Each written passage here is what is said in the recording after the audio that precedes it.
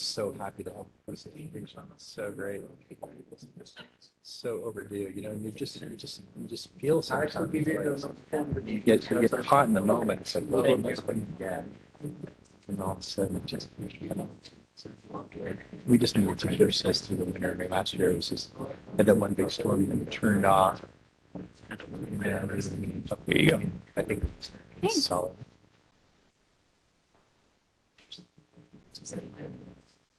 More of it just snow. Yeah.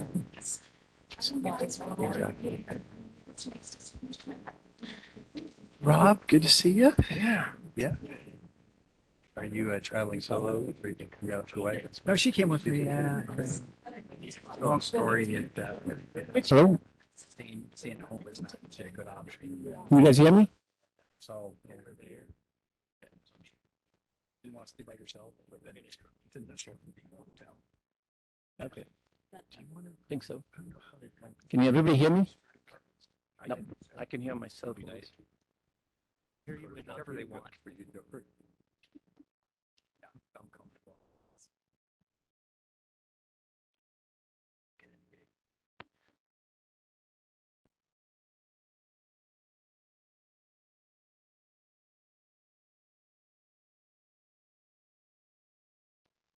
Testing. Testing 1, 2. Yes, it's really low. It dropped. Testing. Testing 1, 2. Why isn't it working? Oh, that's right. We are in a time test delay mode. Do you want to try different mic? Nope. Welcome everybody to the riff. I'd like to first go on the phone on the audio. Silas, can you help us provide some of the instructions, please? If you can hear me. Yes, currently I can sort of hear you. Your audio is coming through very scratchy and distorted. I would suggest disconnecting from this audio and try calling in. If that doesn't work, you can dial into our speaker phone only line, which may be a bit more reliable. I will put the information in the WebEx chat right now if you can see it.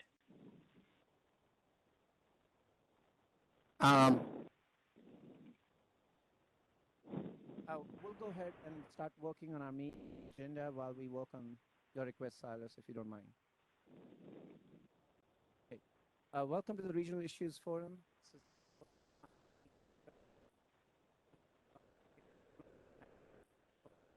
Register online.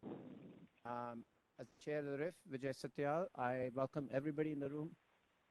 I represent the public interest sector, and my colleague should be in the room hopefully soon from the consumer advocate sector, but otherwise I'm told we have quorum with 1 or 2 of the liaisons from each sector. Before we get going with the agenda and welcome our guest panelists, it's good to see the vice chair of the RIF come in as well. I'm going to hand over the microphone to all the sector liaisons to introduce themselves. And I hope in the interest of time, everybody else in the room will not mind not being introduced. It's just a matter of practicality to enjoy a very packed agenda. Thank you. I'm going to give it around the room to the RIF liaisons. Thank you. Ian White. I represent the IPP and marketer sector, along with my colleague at Vistra, Kathleen Colbert, who will be joining us later, hopefully.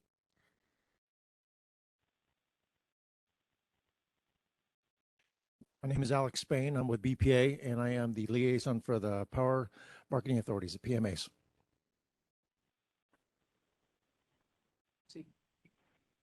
Hello? Nope.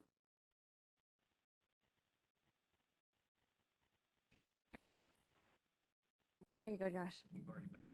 Oh. Lindsay Schleckaway with the EIM entity sector. And Josh Walter with Seattle City Light, also with the EIM sector.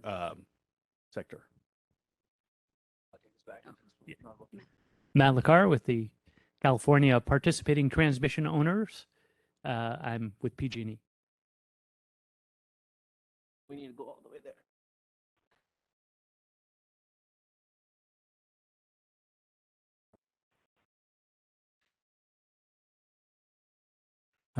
I'm Doug Bocignone. I'm with Flynn Resource Consultants, and I'm a liaison for the consumer and utility sector.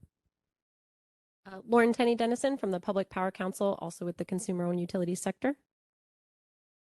Good afternoon, everyone. Meg McNall with the law firm of Thompson Coburn. I represent the 6 cities, and I am a liaison for the PTO sector.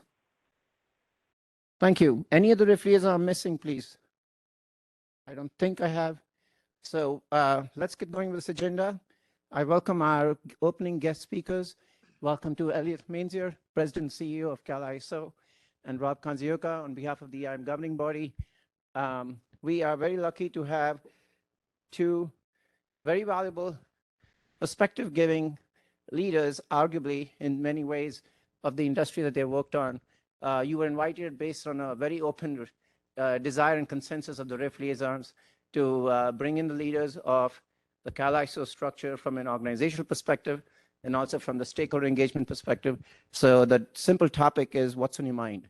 And I think we've talked a bit about it. So we want to really open it up and give you both about 10, 15 minutes each.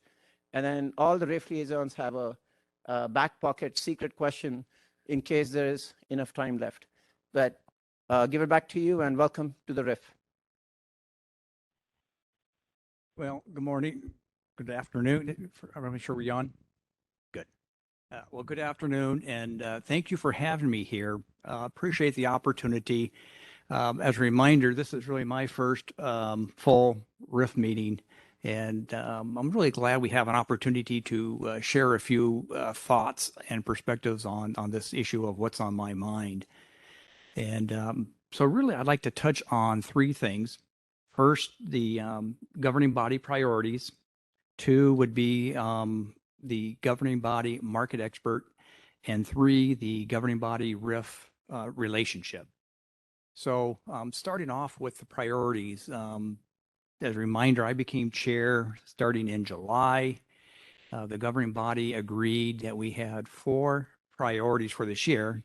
And certainly that doesn't mean anything is less important, but really to make certain we had focus on what we consider our top 4 key items. And you won't be surprised by any of this. And, first one is the resource sufficiency evaluation enhancements. 2 would be EDAM. 3 would be the transmission service and marketing priorities or wheel throughs. And then last is price formation and fast price starting. Just a few comments on each of those. I got to tell you, when it comes to RSE, I got to admit that it has been vexing. I thought that when it first was addressed and brought up on where we needed to go, I thought it would be relatively straightforward. And I didn't think that maybe 2.5 years later, we would still be talking about where are we on RSE and where's that outcome. I think what it's proven is that it is not only just a challenge in getting it right, but the perspectives are much different than when they started off. And they have also been clear from my perspective that it's broader than I would have imagined. I would have thought that everybody would have a much more narrow perspective on where we should be on RSE. But the good news is phase 1 was implemented. And then I think we had comments that work that's been done by DMM has shown, okay, it needs maybe some more tweaking. But I think that is a little more straightforward. When we talk about consequences, I think that then certainly has shown up to be a challenge. I think the best news to report is that in the last 6 months, there's been a lot of good work. And I think that we were seeing this come forward now. And I think that everyone's had a better opportunity to see some of the variations and proposed outcomes. And I think that was not all that clear 2.5 years ago when we talked about what consequences of failures are. And I think that those positions changing have certainly impacted what that outcome ultimately should be, or maybe how we should go. I don't think that it's going to be as clean as trying to bring closure to it. And, certainly I'm going to let the proposals come through, as will the other governing body members. But I do think that as you look at that, it's just not as simple as it seemed to be at the beginning of that process. On the wheel through, you know, what can I say? It's the gift that keeps on giving. And if there's one thing that I have heard, and I'm certain the other governing body members have heard is much on that. And you know, we are bound and determined to make certain that we see an outcome on that. And I'm very hopeful that we're going to see, you know, an outcome that is well balanced. And I think when I say well balanced, I think you're going to find out that there are still going to be no silver bullets out there like most of these things, but it does get focused on the key principles. EDAM, I don't think I need to really elaborate much on EDAM on the priority, except that as we see it move forward, I think it has taken a lot of positive developments, and you know, it's moved in the right direction. And the best thing to say about it is I think the key issues have been identified, and exactly what the proposal finally is on addressing all those items is out there. And then last on the price formation, it's not been talked about as much, but you know, we have heard on the issue of fast start pricing. And what I'd like to really comment on is that is what we really want to see done in this first maybe by the second quarter of 2023. Now moving on to the second item, which is the governing body market expert. We've been slow in moving to do that. It has proven that, you know, once we were given the authority to hire a governing body market expert, we had to have a process to retain one. And then we went through that, and you recall that we made that announcement. I believe that our previous chair, Anita Decker, was able to make that announcement in June. And so we've been working on bringing Susan Pope on board and then getting material. It has certainly for us proven a bigger challenge in getting things started than we imagined. And so it's been slow. We're frustrated. I believe I made a comment that the first work that she had done on resource efficiency would have been posted by the end of last week. And we were just talking, it's not there. We're working on getting that so it gets posted, and that you have more visibility, because that's really what we want. We want to make certain that everybody has visibility of what the market expert is doing and the outcome of her products and the information that we might see from her. So hopefully the pace will pick up and you'll see more interaction there. The last thing I'd like to touch on would be the governing body RIF relationship. Last January, you had a workshop, and it was on the change of RIF with the change in the authority that's been provided to you. And I know member Decker was on the call, and I believe member Prescott was on the call, and then I was there. And my perspective really hasn't changed dramatically. I do think that RIF should be looking at how it can implement this new authority. I don't, in repeating my comments, I don't think you should not do or cut back what you had been doing. I think the work done in doing knowledge, sharing experiences, education, all that is still very valuable. But I do think in finding a way to improve and work more closely with the governing body, we would like to hear from you. And when I say we, I'm using that term loosely because you know I can only speak for myself. I can't speak for the other members, but I do believe that they share the perspective that it would be good to hear more from the RIF and on issues. And it could be anywhere from priorities. It could be on the areas of where we are headed. It's not to duplicate the stakeholder initiative process that ISO runs, but where you're able to have agreement on key areas, or where you're not able to have agreement on key areas is good to know. But I do think that at finding a way to hear more from the RIF would be of value. If you recall, I had mentioned the Bosser model. I think that, as we look at ways to do that, I still believe that is still in play, I still think that that is a good relationship to look at. And so let me end with that. As we look at the Bosher model, the governing body does have some quarterly meetings between the chairs and vice chairs. And maybe this is just a thought that the governing body could have a liaison. We can figure out who that would be, and then make certain that there is some more ongoing, continuous dialogue between the RIF and the governing body. And again, let's agree that there needs to be an arm's length relationship, that the RIF is independent. You're not taking direction from the governing body. We're not telling you what to do, but to improve that relationship and improve the dialogue, so it makes it easier for the RIF to communicate with the governing body. So with that, I will pass this over to Elliot.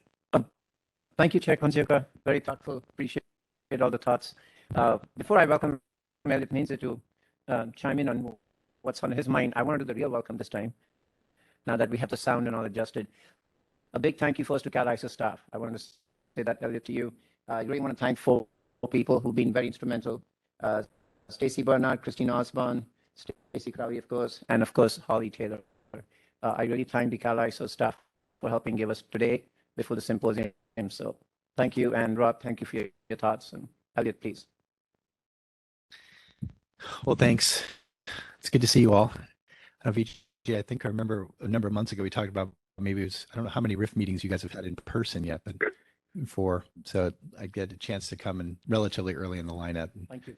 get a chance to see you all. So, and I do want to just start with the thanks. You know, I am very aware of how much is going on in the West right now. There's just a ton happening, and we've got some of the most engaged, capable people here in the room. And the time that you guys have logged on the RIF, I think we really appreciate it. So the interaction, we always try to kind of make sure that we're here to assist and not overstep. But if we can, just continue these kind of interaction, we think it's really helpful. So thank you guys for the time that you've logged.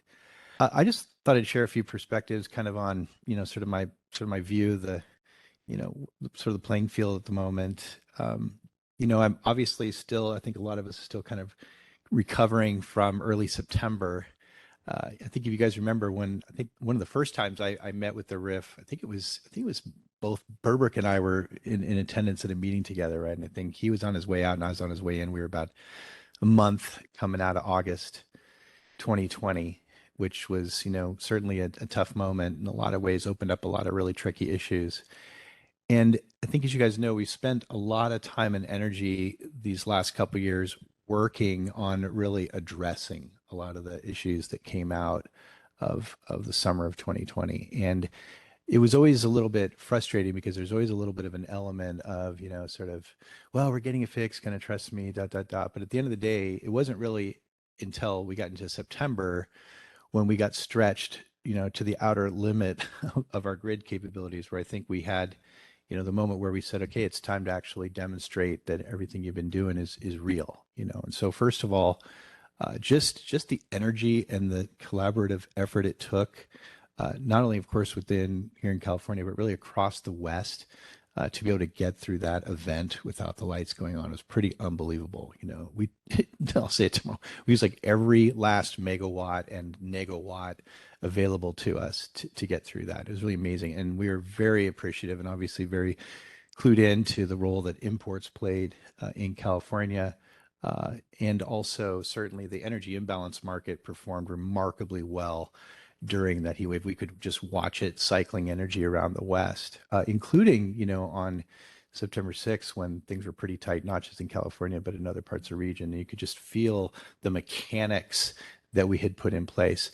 The other thing was that, there were other entities that were in severe stress that evening. And it was, the CAISO probably first in line, but, we were also helping each other out across the West. And this was a moment too where, we honored all our wheel throughs to Nevada. I was on the phone on a regular basis with Doug and checking in with the Southwest, checking to other utility executives. This is a moment when we all really said, this is when, this is the test. Can we pass this test? And I think that a lot of the things that we put in place the last couple of years worked as designed. And it showed our commitment at the CAISO to really operate. You know, obviously, you know, very consistent with the needs of in-state, but really as a regional partner as well. And it really takes a village. I mean, good about that. There's things to build. Obviously, you know, we found a few things that we've tried to be really transparent. I'm sure some of you hopefully you already listened in on the report out at the joint session, the WIM session about the sufficiency test. There's still some work to do there. We have some issues with battery dispatch, still some programming issues around imports and exports. So there's work to be done, but we're going to continue to try to be really transparent and open about it and just, you know, get after it, but learn from it. But really, I just felt that that was a moment where all of the fabric of partnership and coordination and West-wide collaboration really showed what's possible. And some of you heard me talk about this during the course of the heat event. Every evening, Mark and Anna and I, we'd be, you know, watching the pie screens as we go through the net peak, you know, and we'd go through this thought experiment trying to imagine how would things have been different if we'd actually had the extended day ahead market in place, right? And you could literally feel what would have been different if we had been able to actually go into the day ahead market, run a true sufficiency analysis across the footprint, get a feeling for how the whole footprint was doing, develop a security constrained economic solution on a day ahead basis to that. That right there, particularly when we would know that there was enough capability to move around that we weren't going to get into reliability events, that would have prevented us or others from going into EEA watches and EEA ones, which immediately, you know, the price of electricity goes up. You know, suddenly your ISA's in the newspapers. It's not where you want to be. So it would have calmed things down significantly with the reliability solution.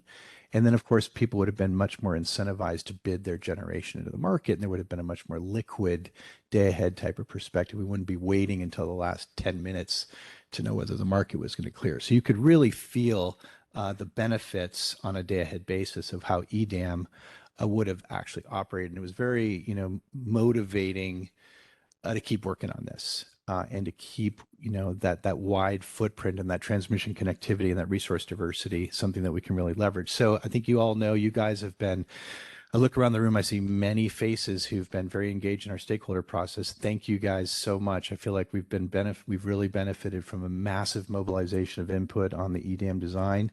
I think it's got some really good core features. It's, you know, it's the kind of thing that's going to continue to evolve. We know that the GHG approach is something that's going to have to continue to evolve. I think there are other elements of it that will continue to learn, just like EIM has evolved over the last decade. But I think in general, it's a really solid starting point. And I also think the governance review committee, and obviously I think many of us are still, I can't help but saying it's still kind of reeling from the loss of Therese in that process. It's still kind of hard to believe I'm talking about that. I think that group has done an absolutely unbelievable job in trying to fit a line between so many different perspectives to get to a good governance proposal for EDAM. So I don't have time today to talk about all the details. We'll get into more of that in the next couple of days. There'll be more on both those topics, but I do feel like we're making good progress. I feel like, you know, this is a market that really is going to build on the platform of EIM and continue to spit out real reliability and economic value. We got to just keep going. So obviously, I think everybody also knows that I think many of us see EDAM as really a transitional step. I think a lot of folks continue to be very interested in continuing to evolve beyond that. And tomorrow, for those of you who will be here at the symposium, we'll hear from Chris Holden, the Assembly Chair of the Appropriations Committee. He'll be talking about his concurrent resolution 188, which is starting to get some, you know, get some legs behind it. We're getting that work mobilized. Got an assignment to the California legislature for next February. And I think it's going to be an opportunity for many of the other voices in the West to kind of articulate their hopes and aspirations, which I think is going to be really solid. And just in general, I think there's a good recognition. Tomorrow you'll hear from Karen Douglas, who is Governor Newsom's senior energy advisor.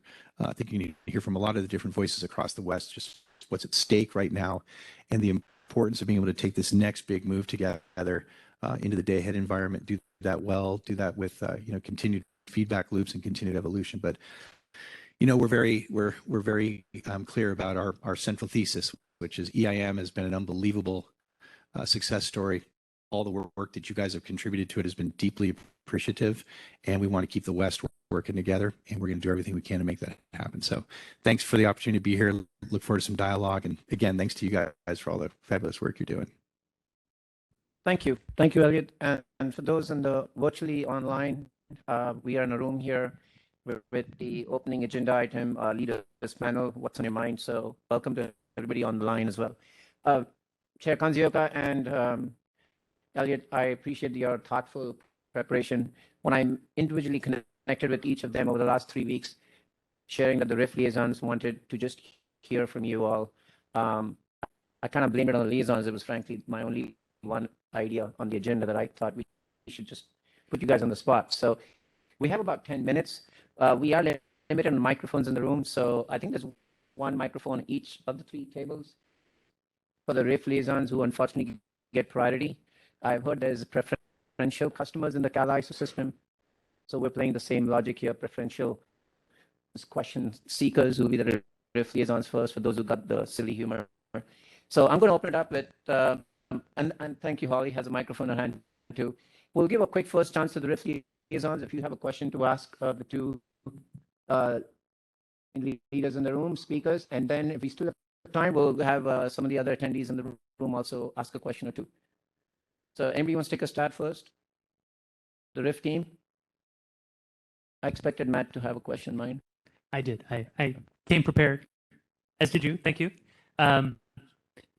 So if each of you could look in your crystal ball for a second, you know, we're sitting here. I think it's amazing to be back in person, you know, having a symposium in person as somebody who attended the symposium back in the before times. You know, we used to get together in this building with 1,000 of our friends and, you know, hear grand plans and updates. And I'm looking forward to the next couple of days. But if you could look forward, let's say we come back here, you know, in a year or 2 years, EDAM is operational, and I would hope that the rest of the reliability situation is under control. What do you see as the next step in the bigger path forward? So if EDAM is successfully launched, what are the policy priorities? What are the transitional steps that take us from a voluntary organized market towards a full RTO? And again, you know, you've got the governance piece, which we're going to hear from Assemblymember Holden. You know, that there's movement afoot in California to reform the ISO institutional governance. So that's another prerequisite. I'm sort of asking you to look past those individual milestones and take us, you know, into the future.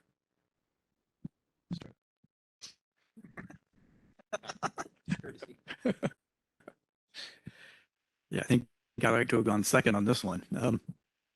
So Matt, yeah, you've laid out, I get a pretty good transitional perspective. Then what happens next? You know, clearly none of us have the crystal ball to say what happens next. I do think that having some vision about where we want to be is going to be important, whether it is you know, more of an RTO-like environment or one a RTO itself is certainly one of those horizon issues. I think the important thing will be is how quickly do we make transitions? Let's say you made the assumption of EDAM. How quickly do we transition beyond that? And you know, are we having a lot of steps or just a couple big steps? And I think a lot of stakeholder input will be required to help define that. I don't think it's going to be up to, you know, me or the governing body to say this is what we got to have. You know, we will certainly be there to work with everybody and where that transition and where that moves towards. Me personally, I like the way you've laid it out. I do think that that is the continuing path. And I think that the one thing we can do is illuminate, you know, where that direction goes and keep it from being all over the board and having a better vision that we continually move towards. And I think that's what I would kind of think is we would go into that area of helping to make the decisions on what are those appropriate next steps? What are they, and are they many or are they few? Yeah, I think the way that, the way we're engaging on this topic at the ISO is, at the end of the day, this is not about it's not about us, right? This is about the West. It's about the region. It's about California. It's about the partners. It's about putting a value proposition together that really works for people. And so, we're really focused on making sure that we and our partners really understand the core value proposition that's at play of regional integration, and making sure that we're on an evolutionary path where there's optionality to keep going. And so for me right now, I'm just super focused on making sure that EDAM and the associated issues around wheel throughs and imbalance reserves, resource efficiency, those issues are really dealt with. They're dealt with as solid as they possibly can. And then we've ironed them out and we've fit a line between such disparate perspectives on these that makes it viable and attractive to a critical mass of utilities and others in the West. That's just the job number one right now. I think the other thing that we talked about was we're really watching very carefully to make sure that there is interoperability between these different pieces. And so we're obviously very focused on making sure, and I just engaged with Sarah Edmonds, Rebecca and I have spoken about this. We are going to be making sure that there's interoperability between RAP and EDAM. I know SPP is thinking about that as well, but that's something that we're very focused on. And I think more broadly, as we watch the Western Resource Adequacy Program as it matures over the course of the next couple of years, that we also watch RA in California and think about how there's sort of lingua franca between those different programs. We don't have big asymmetries between RA and California. How it evolves over the long term, I think we'll see. I think there's some shoes to drop and some conversations to be had next year. The conversation legislature is going to be really huge. We'll see if there's the willingness to knock the C off the CAISO, so that we can take on that broader function, right? But right now, I think the key thing is get the next step really right. Keep the West optimizing across that big footprint. Every single study and analytical piece and operational experience demonstrates we do not want to balkanize this region. We've had so much transmission connectivity and resource diversity leverage. The reason you got $3 billion worth of EIM benefits in 10 years is because of that footprint, right? So we got to chase that and maintain optionality and maintain interoperability. I think that's the key thing right now.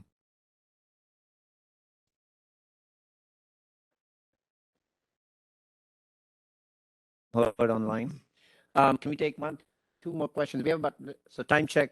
We have 5 minutes on the agenda, and I do know Rob and especially Elliot, both of you may have other commitments, but I was hoping Doug will wave his hand. So we'll go to Doug, and then we'll go to Alex's 100 questions. Thank you. All right, Doug Bochignone. The question following up, Elliot, you mentioned the RAP program and the California RA program. So a lot of the elements that are in RAP were part of the RA enhancements proposal, things like UCAP, the adjusting the accounting rules for the resources based on forced outages. There were other things too that seemed to line up really well, but that program's kind of been, seems like, put on hold given other efforts. But do you see that getting revived as a mechanism to try to get some more alignment? I think it's definitely it's a possibility. I think right now, I think the biggest thing I'm trying to understand conceptually is California is going down the slice a day construct.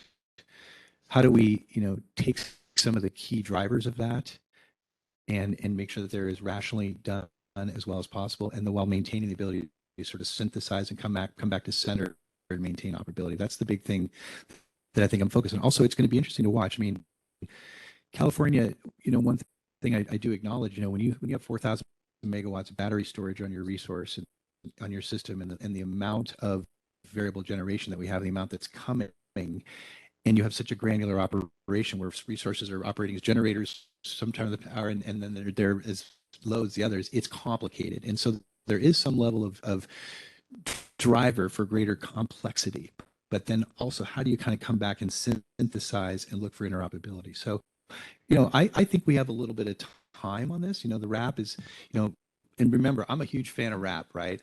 I was, Bonneville administrator for 7 years and was very involved in getting the power pool up and running. And I'm super pleased that the Northwest and now other regions are taking RA as seriously as they are, because it's critical, right?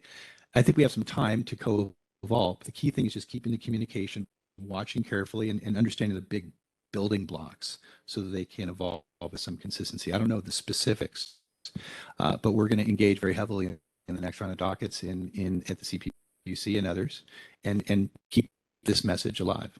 I just want to follow. I appreciate that because I do think that a lot of the thinking that went into the RA enhancements actually fed into the slice proposal, and there was a lot of good cross communications, and I think there's a real strong foundation there. Good. Well, I look forward to following up with you on that. Yeah, appreciate your input. Thank you, Doug. We'll go to Alex, please. Alex Spain with BPA. All right, this is on. Okay. I don't have 100 questions for you, but I do have one. And I mean, a lot of us have been working really hard on all these stakeholder initiatives, and things at times feel like they're moving at the speed of light. I was just curious to get both of your perspectives as to the speed that we're headed towards EDAM. If you had your preference, would we be going a little bit slower? Do you like the pace? Because there's a ton going on right now, and we got to get it right. You definitely don't want to launch into a market that's got some technical deficiencies that cause some stress thereafter. Just curious of what the two of you think of as it relates to the speed that we're headed here towards the future. Sure. Rob, do you want to take initial? So I think that, at least, again, speaking on my perspective, that yes, there feels that there is a heavy burden in moving all the initiatives that are currently out there in parallel. And I will say that the governing body did have discussions and bear some of the weight. And I'll say the same goes for I don't want to speak for them, but the Board of Governors, and looking at what needs to be done. And some of that is these initiatives, as I mentioned before, proved to be challenging. And so all of a sudden we saw things that started off as an initiative. All of a sudden there was a phase 1 and a phase 2, possibly a phase 3. And the direction that both the governing body and the Board of Governors to ISO was, these need to remain a high priority. So do this along with everything else. And so we do bear a little bit of the weight on some of this being carried forward. But all that said, and we would rather not have it be that way. And I'm certainly hoping that there is a time in the near future to where there is some easing of the initiative process with the intensity level, so that it's not quite what it is right now.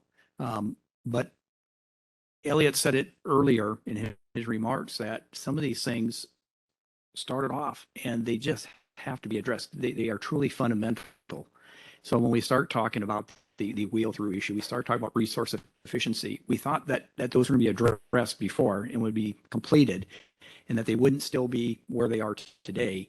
But they got to get there. And I think they have overlapped, which would be a preference not to be there. So I would just say in responses, I agree that it seems to be a high level right now, and that hopefully in the not so distant future, there could be an easing of the number of initiatives that everybody has to address. Yeah, Alex, I don't have a ton to add, and I know I hear you. I mean, it's a lot happening. I think the only other thing I'd add, just is that I feel in part we're sort of responding to what has been expressed to me by a pretty good number of our EDAM entities or EIM entities is get moving. We're feeling a lot of urgency. We're feeling a lot of urgency around RA. We're feeling a lot of urgency around affordability. We're feeling a lot of urgency about onboarding all these new clean energy resources, and we know that there's another big tranche of value out there that we'd like to capture for customers. And so it's a balance. It means you can't go so fast you make mistakes, but I think there's a lot of folks saying we got to keep going here. So that's been kind of the response, and I know it's been exhausting, but we want to keep making progress. Thank you, Alex. You good? I think we're going to close out this agenda item with a big thank you again from all the RIF liaisons. I heard three things from both of you in a way: interoperability, explain the value proposition, and a clear message from Rob on behalf of the governing body for the RIF not to hold back. So RIF is very excited, and we're actually working on some kind of thoughts to give back on a policy proposal already. So this should be music to your ears in the future. Thank you. Thank you all for coming. In terms of the agenda item, we will move to our next agenda item. For those on the phone, we're moving to the item slated for 1:45 Pacific. We're just on time, which is great. I want to thank Kathleen Colbert for the next agenda item. Kathleen, I don't know if she's in the room. I don't see Kathleen. So for those in the room and on the online, the agendas have been set up in a way that the RIF liaisons champion a topic and they propose and they help bring guest speakers to the table. So Kathleen gets credit for helping shape this agenda item, and we're lucky to have Department of Market Monitoring, an independent unit within CalISO, and they have slides planned to prepare, and I'm going to give it to Eric. Yes. Welcome. Okay. Thank you. Thank you very much. I'm Eric Hildebrandt, the Director of Department of Market Monitoring at the ISO. So yeah, and we're honored to be here today and be invited. Kathleen did communicate some of the key questions she thought folks would be interested in here. So we developed a presentation to try to address those. And of course, we want to leave time for questions. I apologize. You can see now our slides are going to be a bit difficult to read in terms of a lot of the charts and the legends, but they're posted online, so the details are there, but we'll try to adjust accordingly here. So just to give you an idea where we're going, it was suggested I give a brief overview of the Department of Market Monitoring. Looking at the audience here, I think I'm going to go really quickly over that. I think most people here are quite familiar with this. We're going to take turns down the line here reviewing different parts of market performance.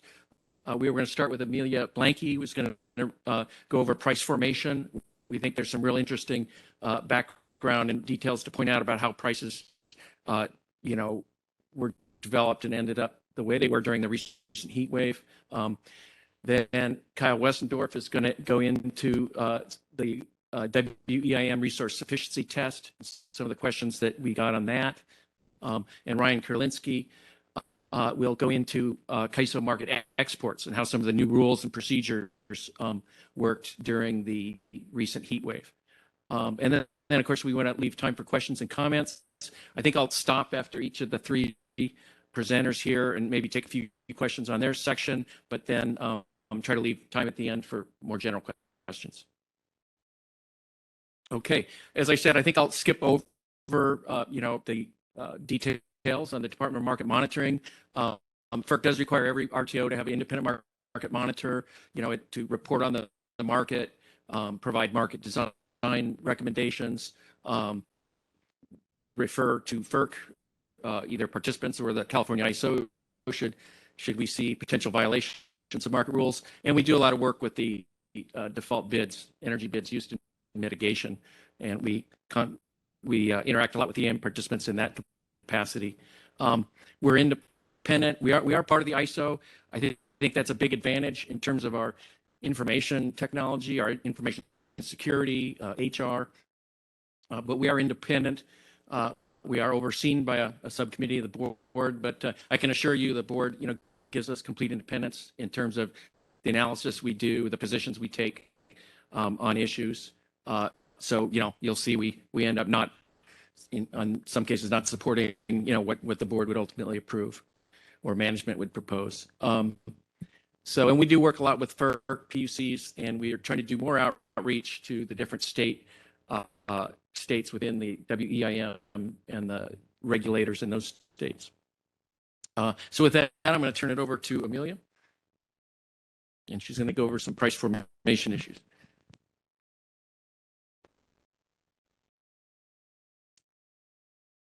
All right, seeing no questions. Thank you, Eric, and thank you to Vijay and Kathleen and the RIF for having us here today. The metrics that we're presenting today are a sample of some of the resources that are available, and I would encourage all of you to reach out. If you have questions, we're happy to point you in the direction. There's a lot that is publicly posted on our website. With that, cast your mind back about 2 months, and I realize this is absolutely tiny for the folks in the room. Cast your mind back about 2 months when it was about 116 degrees here in Sacramento. The chart on the screen shows the bilateral prices at the major hubs in the West over the September heat wave period, which included Labor Day weekend. The bar chart on the bottom is showing the volumes of trade. A couple big points to make on this chart. Following the market changes that went in place after the events in 2020, there are a few market mechanisms that do allow prices in the California ISO markets and across the WEIM to really reflect some of the opportunity costs of sales across the broader West. The other point I'll make on this chart is that the ISO hit an all-time system peak on September 6th. That was a little over 52 gigawatts. So did the Western Interconnect. So to tee off what Elliot was mentioning earlier, there was a lot of reliance on transfers across the broader WEIM, particularly in the CAISO. One of the things that happens when bilateral prices do rise is that the maximum import bid price can allow for bidding above the typical $1,000 price cap. The chart on the left is showing the day-ahead maximum import bid price over September 5th through September 8th. The chart on the right shows the same thing for real time, since they're not exactly the same. The dark line on the bottom is the $1,000 typical price cap in place. The line on the top is the $2,000 price cap. This graph is showing peak hours on September 5th, September 6th, and September 7th. The shaded areas are showing intervals in which the California ISO declared either an EEA2 in yellow or an EEA3 in red. The red dashed line is showing hours in which the bid caps were raised. The blue line is showing the prices. These are load-weighted 15-minute prices across the California ISO footprint. What I want to point out on this chart is that two things. One, the bid prices were raised in intervals in which the ISO declared an EEA. So that did seem to align fairly well. The other point I'll make on this chart is that the prices in the real-time market were high. On these days, we had higher prices within the California ISO in the 15-minute market and the 5-minute market than in the day-ahead market. And that's a really big change from the market results that we saw in 2020. This chart, and apologies for the teeny tiny font on the screen in the room, is showing the import bids, which were received above the $1,000 price cap. Because you can't see the numbers, I'll let you know that they top out at about 300 megawatts. So there were some bids that were offered, but relatively little. This chart is showing, on the top chart is showing the day-ahead offers of non-RA imports. The bottom is showing real-time. The amount offered above the $1,000 price cap is shown in red there. So the $2,000 bid cap did attract some additional bidding, but a relatively small quantity.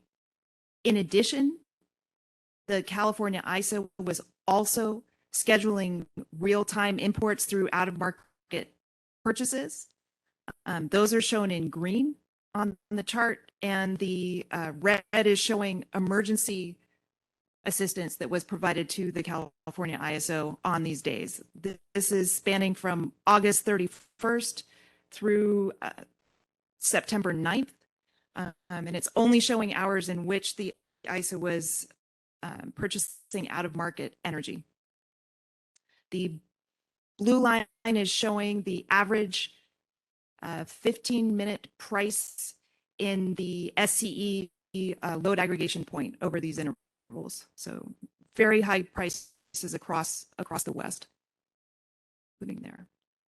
One of the sources of imports that were available, as has already come up a couple times today, were WEIM imports. This is showing all the WEIM areas.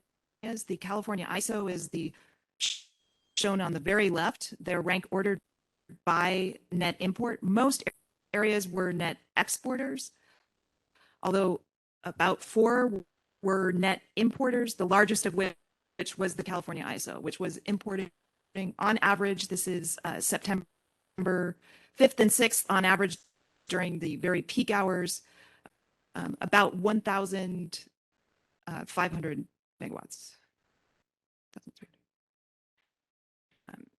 This chart, again, and apologies to those of you in the back row, is going to be impossible to read for the font size. The left-hand side is showing a map with some big arrows that give you a big picture idea for what the energy flows were like on September 6th.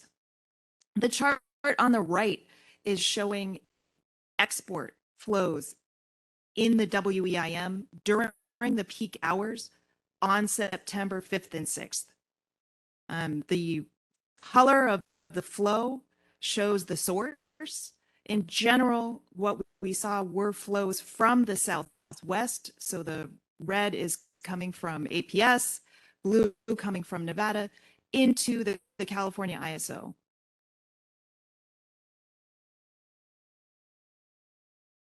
The last thing I'll address is something that Kathleen specifically asked us to talk about, was the price differences across the WEIM footprint on these days. This is showing average prices by area within the WEIM on September 6th in hours 17 to 22.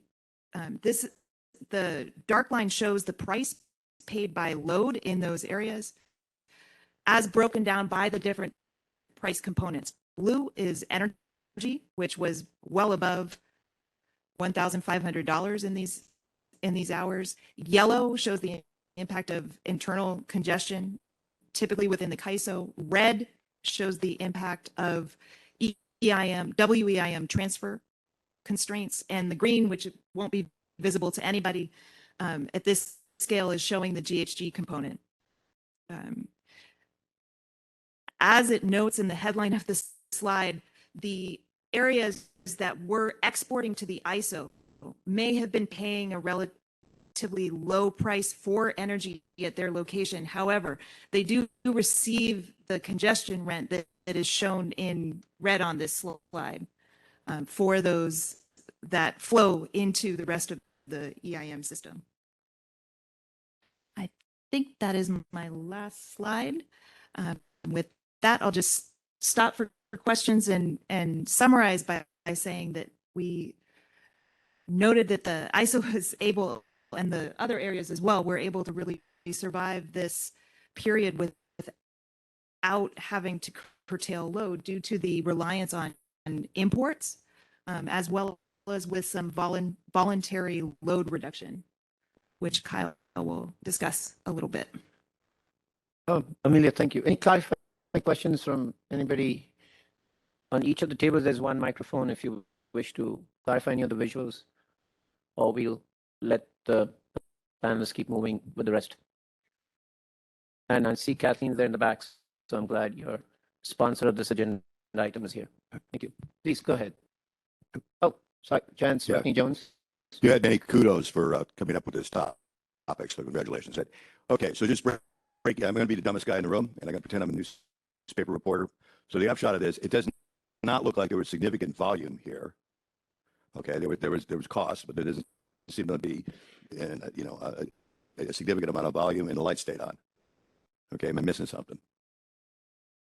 I think when you say there wasn't significant volume, referring to the imports? Yes. There were significant WEIM transfers, sort of rank ordering by source, WEIM transfers, RA imports, also non-RA imports, and then out-of-market purchases and emergency assistance Okay.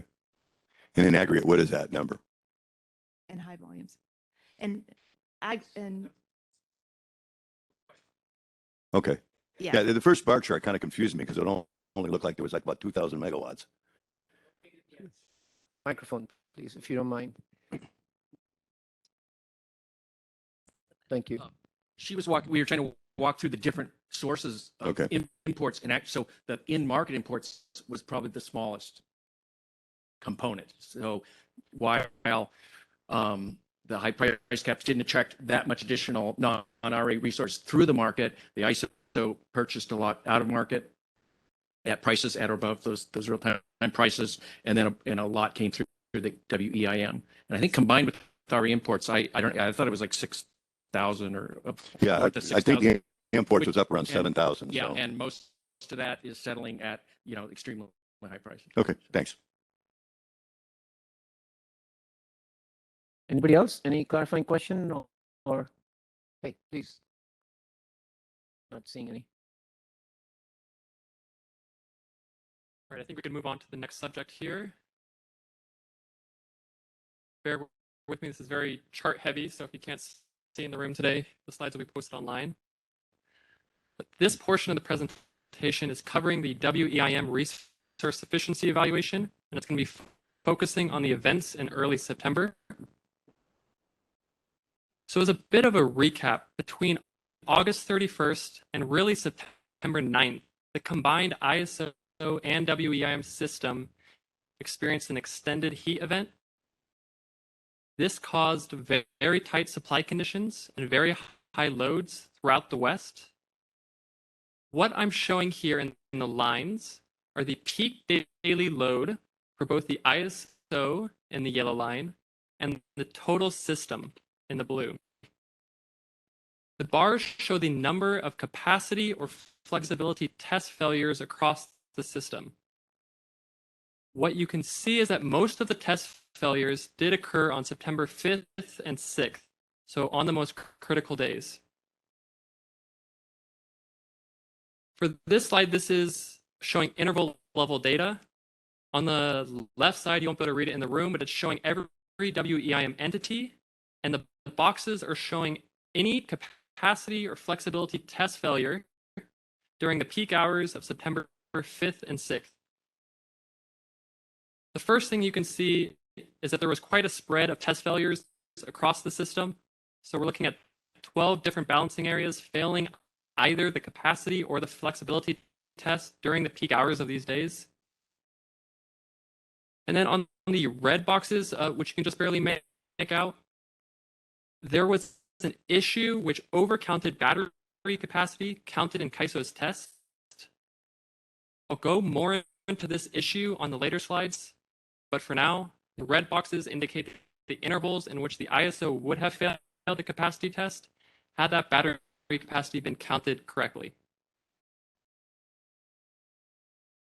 All right, before I get to that issue, this slide is just to understand where does the capacity test requirement come from. So this is an example for CAISO on September 6th. The bars show the generation and import base schedules. So for CAISO, these are just the expected schedules going into the hour. The red line shows the load forecast plus any export schedule. So the requirement is just the difference between that red line for load and exports minus the height of the bars for generation and imports. This is without any kind of operator imbalance conformance, and more importantly, it's without any kind of WEIM transfer. So when the requirement is positive, like in that circled region, this indicates that the balancing area needs to show incremental capacity above their base schedules to meet that gap. But when the requirement is negative, like in hour 21 to 22, this indicates that the balancing area has sufficient internal generation and imports to meet load and exports. So they don't need to show any more incremental capacity above base schedules, the balancing area will automatically pass the test. This next slide is showing the other side of the equation. It's showing incremental capacity above base schedules that was counted in CAISO's capacity test on September 6th. The red line is the capacity test requirement, which is exactly the gap we were looking at in the previous slide, or the difference between the demand components and the supply components. What you can see on this slide from the yellow bars is that there was quite a bit of battery capacity above base schedules that was counted in CAISO's capacity test during the critical hours. In the end, you can see in the two circled areas that there were 2 intervals in which the ISO failed the capacity test. This next slide is exactly the same information, except for with the battery capacity corrected for the issue we were seeing. I won't go into every flavor of counting issue here, but the main issue was that the capacity test was not correctly accounting for ancillary service schedules for battery resources.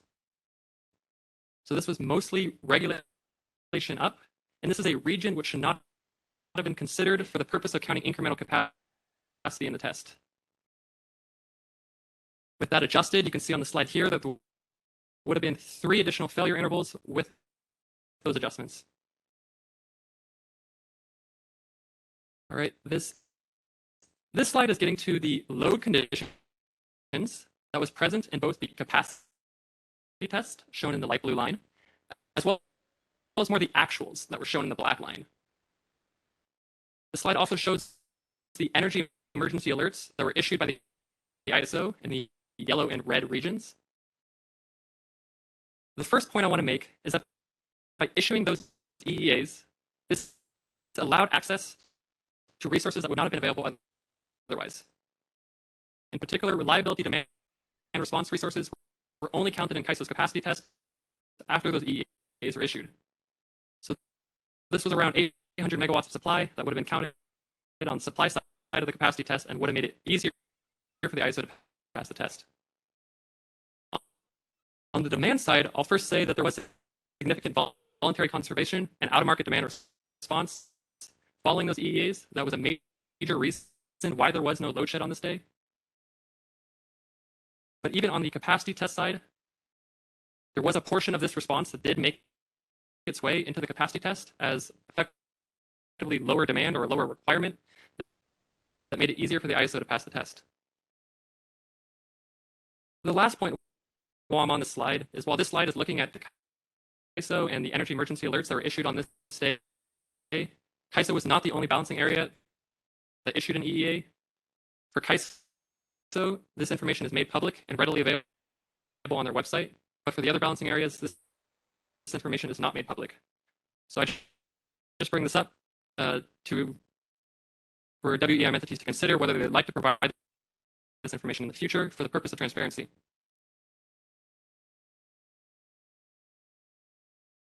And then this last slide is just touching a little bit on the consequences or impact of a test failure. As a reminder, failing either the capacity or the flexibility test in the upward direction will cap WEIM imports at the greater of either the level of transfer in the previous interval or the base transfer. What I'm showing here are WEIM transfers that occurred or were optimized in the market following a test failure. The blue bars show the WEIM transfers for CAISO following a test failure. Like Amelia mentioned in her presentation, CAISO was a major importer during these critical hours, and they were continued to be an importer in the intervals in which they were failing the resource efficiency evaluation. For other balancing areas that failed the test, WEIM imports were more limited, or in some cases they were optimized to the net exporter following the test failure, which you can see on the negative side for September 6th. And that's all I had today on the resource efficiency evaluation. We can pause for questions. Thank you. Any questions, please? We have one from Lindsay, one of the RIF liaisons. And while Lindsay is getting the microphones, Cyrus, anybody on the Zoom call as an online has a question, they could please raise their hand and you could kindly help me flag to me, whoever it be, please. Yeah. Lindsay. We do have one person in the verbal question queue over WebEx. Thank you. We'll wait. We'll take that question after Lindsay. Thank you, Silas. Thank you. Okay. I was just, this wasn't something that is shown in any of your slides, but I was wondering on the intervals that CAISO maybe should have failed the resource efficiency test due to the battery software limitation. Do you know if they would have lost out on any transfers due to the locking mechanism? Sure. So the trend we've seen is that transfers in the 5-minute market for CAISO or imports were significantly lower than in the 15-minute market. So the level of transfer following the test failure is typically set at the level of transfer in the 15-minute market in the previous interval. So what happens in the 5-minute market is that when that limit is set quite higher, then the transfers are going to be optimized at. So at least in the 5-minute market, it wouldn't have capped transfers at all. Okay, that makes sense. And then one follow-up question with that. Would the load bias have affected that? Because I know the load biasing in the 15-minute market was significantly higher. Yes, exactly. So Ryan is going to touch on that a little bit in his presentation, or at least the operator imbalance conformances that we were seeing. But yeah, the trend we're seeing is that there are much higher levels of WEIM imports in the 15-minute market, in large part because of the operator imbalance conformance. Okay, thank you. Thank you, Lindsay. Silas, we'll take the question. Whoever flagged their hand first, please, online. Caller, your line is unmuted. Please state your name and question. Hey, this is Michelle Keto from the CPC. One quick question. Would the results of the RSC would they have been different if LPT exports were included, and would CAISO have failed during those intervals? So this is analysis that DMM looks to include in a future report, potentially this upcoming monthly report. It's not something that I can share with you right now. Okay, and then my other question is for Amelia. Earlier, we were talking about the WEIM transfers and how many WEIM transfers CAISO got as a result of the EIM. But is it possible that California got the WEIM transfers because it was supporting real-time wheels or LPT exports in the FMM? Thanks, Michelle. That's a good question. Yes, you are correct that those PT exports, LPT exports, and wheels can add on the demand side. Well, yeah, well, I guess what I'm thinking is if we have a real-time wheel going from the north into the south, that gives the south extra energy that they potentially can release in the WEIM process. In addition, I think Ryan is going to be talking about this on slide 28, which is that we did support real-time or LPT exports. And so if to the extent that we're releasing those LPT exports, it does allow other entities to provide the WEIM transfers. So I just want to say that you can't really look at WEIM transfers in isolation. Is that right? That's correct. Okay. Okay. Thank you. Thank you. We'll take one more question. If there is anybody online, I want to make sure the online community of RIF is not ignored. Anybody else, Silas? We currently don't have any further questions in the online queue at this time. Okay, we'll go to one in the room, please. And I think I'm going to give it a look. Hi, Laura Trelease from the Energy Authority. And I had a question back on slide 20 and 21, just to make sure I'm understanding this slide correctly.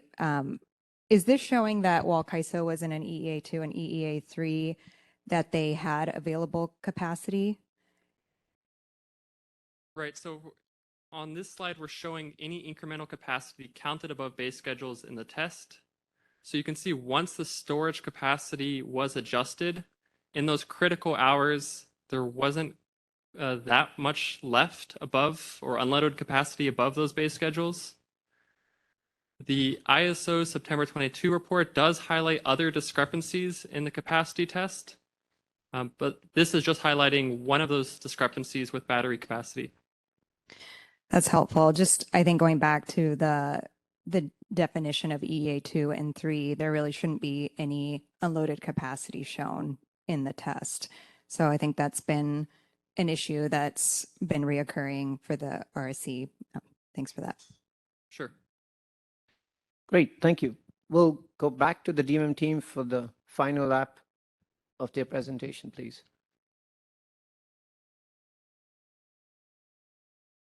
Hey, good afternoon. I'm Ryan Kurlinski. I'll be discussing exports out of the CAISO balancing area over the intertie scheduling constraints.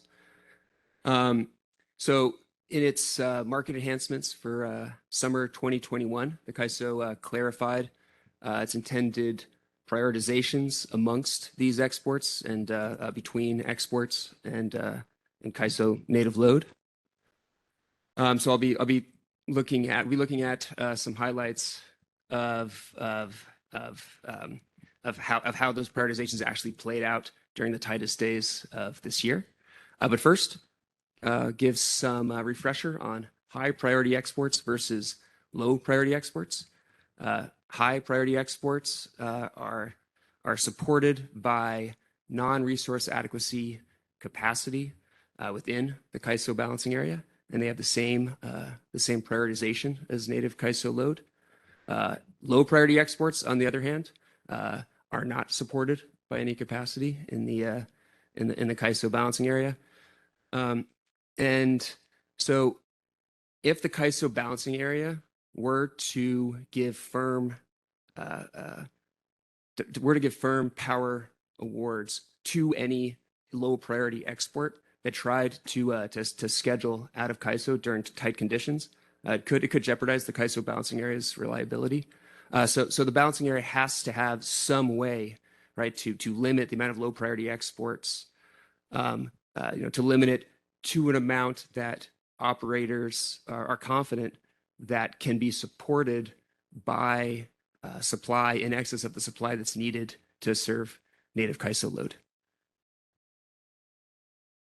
Okay, so the main tool that operators have for limiting low priority exports in the day-ahead market is by adjusting upward the load forecast used in the residual unit commitment process, and by increasing this load forecast above what the actual load forecast is in RUC, it can commit additional supply, and it can result in less low priority exports receiving RUC awards if there may not be enough supply available to support those low priority exports. So here we're looking at a box and whisker chart for Q3 2022.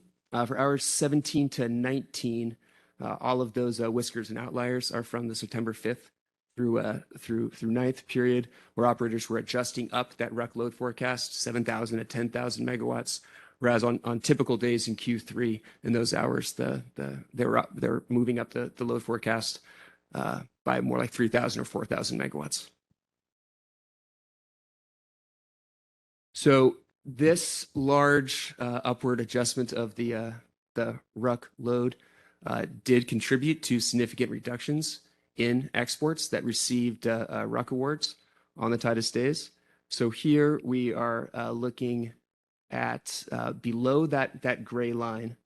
The dark bars are the exports that received RUC awards, and the more translucent bars above that line are exports that received IFM schedules, but that did not receive RUC awards on September 5th and September 6th for hours 17 through 21.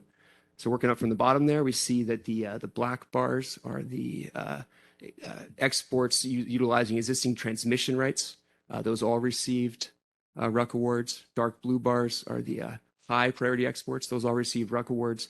But the exports that bid economically into the day-ahead market in the light orange there above the line, and low priority exports, which are mainly the light green bars above the line, we see that those received a significant quantity of those received IFM schedules during these tight periods, but only a slight little sliver of the low priority exports were the only ones that actually received RUC awards during this time period. So now we're looking at the operators' adjustment of the load forecast used in the real-time markets on these days. And again, operators can use upward adjustment of the hour-ahead market load forecast in order to commit additional supply and also to curtail low-priority exports if there may not be enough supply to to cover all of those low-priority exports. On a typical day, we'll see the operators will adjust up the hour-ahead markets load by maybe 2,500 or so, 2,000, 2,500. On the really tightest days, we'll see the operators move that hour-ahead market load forecast up by 3,000, 3,500 megawatts. On the 5th and 6th, we see that operators adjusted up that hour-ahead load forecast by an extraordinary 5,000 megawatts for many hours in a row there on the 5th and 6th. So now, and for the hour-ahead market, it appears that the ISO's intended prioritization amongst exports and between exports and native load, there appears to have been some implementation issues in terms of executing those intended policy prioritizations. So here we're looking at it's the same picture we looked at before for RUC, but for the hour-ahead market. In particular, I want to focus here on kind of the middle hours there on the 5th and the middle hours there on the 6th, so hour 19 and 20 on the 5th and hours 17 to 20 on the 6th. We see the dark green bars underneath the line. Those are low priority exports, right? And what this is showing is the hour-ahead market software gave those low priority exports schedules during the same hours in which the hour-ahead market software was curtailing high priority exports, which you see in the light blue above the line, and during the same hours in which the hour-ahead market software was curtailing exports utilizing existing transmission rights, which we see in those light gray bars above the line. And this shouldn't happen, right? In the absence of congestion, all low priority exports should be curtailed before any of these high priority exports get curtailed. But it's DMM's understanding that the ISO has taken actions to try to address these issues going forward. I guess it's worth noting that if these fixes had been in place, we would expect all of those dark green bars for those kind of hours in the center of those days there. We would expect all those dark green bars, almost all of them, would have been curtailed. I'll also note that what this is showing is this is showing the schedules that came out of the hour-ahead market software.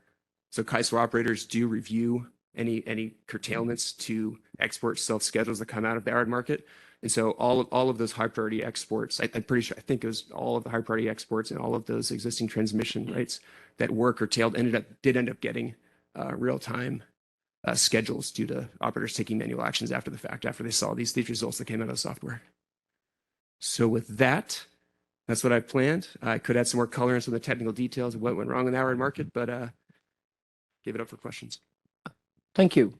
We have exactly 5 minutes. We want to keep it completely open for Q&A, but I want to first give it to Kathleen to thank for making this happen. It's a lot of work inviting speakers, and DMM team, thank you for showing up in full force. So Kathleen, I'll give it to you first if you have a follow-up or a question, and then we can have anyone else chime in. And Kathleen, you may want to introduce yourself since you also missed out on the first round of introductions. Thank you. Sure. I don't actually need the mic, but I'll use it. So Kathleen Colbert, I'm one of the sector liaisons with Ian White for the IPP and marketers sector. Thank you very much, DMM, for coming and doing this. I was listening on the phone before I got here and really appreciate everything. Sorry I was late. My flight was delayed. It's winter in Montana. So keep that in mind, next flight. So I do have one quick question for you, Ryan. Can you help connect the dots? And Kyle, thanks for going through the resource efficiency. Results are super helpful. One of the most interesting or intriguing questions to me is to actually connect this to the RSE. So what does this mean from an RSE passing or failure for different EIM areas based on what you saw here?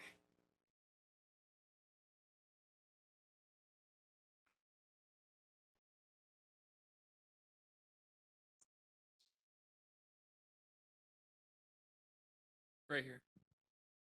Right. So for this snapshot as an example for CAISO on September 6th, any import or export that was included in HAFs would have been counted in CAISO's capacity test. So that would have shown up either in the blue bars for the import-based schedules or in the red line for the exports.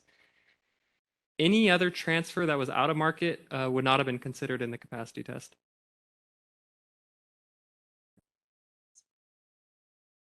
Right, so all of the experts.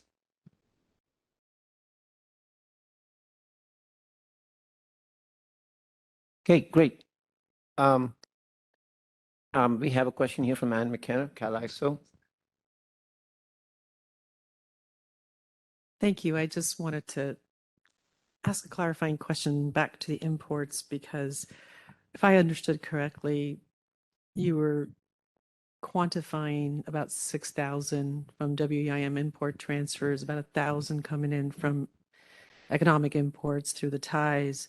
I think in our report, we actually for September 6th reported about 6,500 as imports coming into the CAISO and about 1,000 as WEIM transfers coming in. I just wanted to clarify that, make sure, at least that's what we saw and reported in our report. And maybe there was just a confusion of numbers, but for those in the room, I want to make sure we get those right. Yeah, I was pulling 6,000 out of my memory of the ISO report, and I Okay. would, yeah. So the ISO got their report out, and yeah, I'll let it be.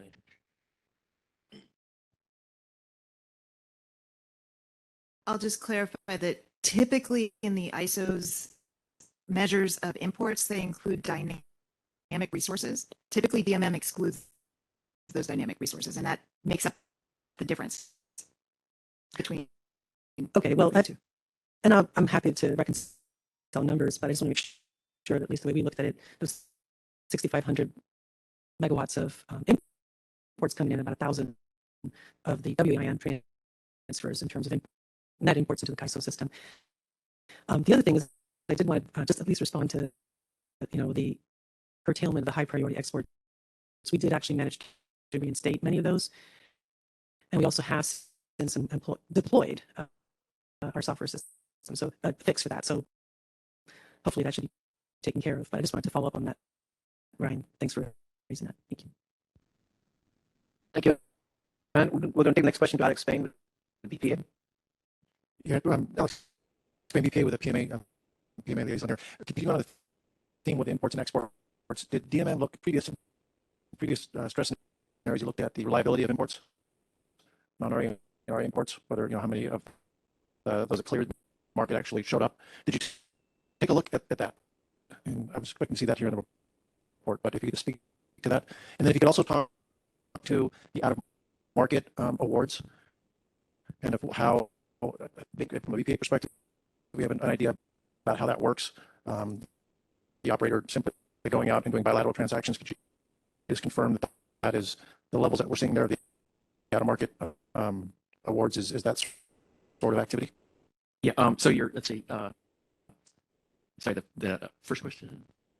Yes. So the first question: how did the non-RA and RA imports perform? Yeah. So did you look at that? performance was very good, especially in the RA. So we do go back and look at that, and the RA resources, I think it was 3,400 or something, very high delivery rate, and we think largely due to the CPC requirement that CPC jurisdictional entities, schedule that as firm energy and not just a bid into the market. So yeah, the RA was very reliable, and that's something we've worked to ensure over the last couple of years. And I believe the non-RA imports, that were bid in were delivered as well. So that's something we look at. And then the next question. Oh, out of market. So out of market, as we understand it, on these days, it could start in the late afternoon where the operators are calling around. There could be some overlap. So we showed the market bids. So there's some overlap with calling entities that submitted market bids out of market, but in advance. Some of those were not bidding, and they called around and got supply that was not otherwise offered in the market. And then there's the emergency assistance.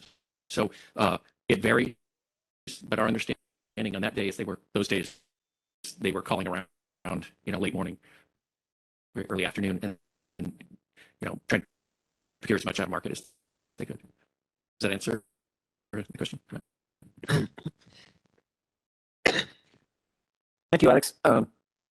Silas, do we have any questions online, please?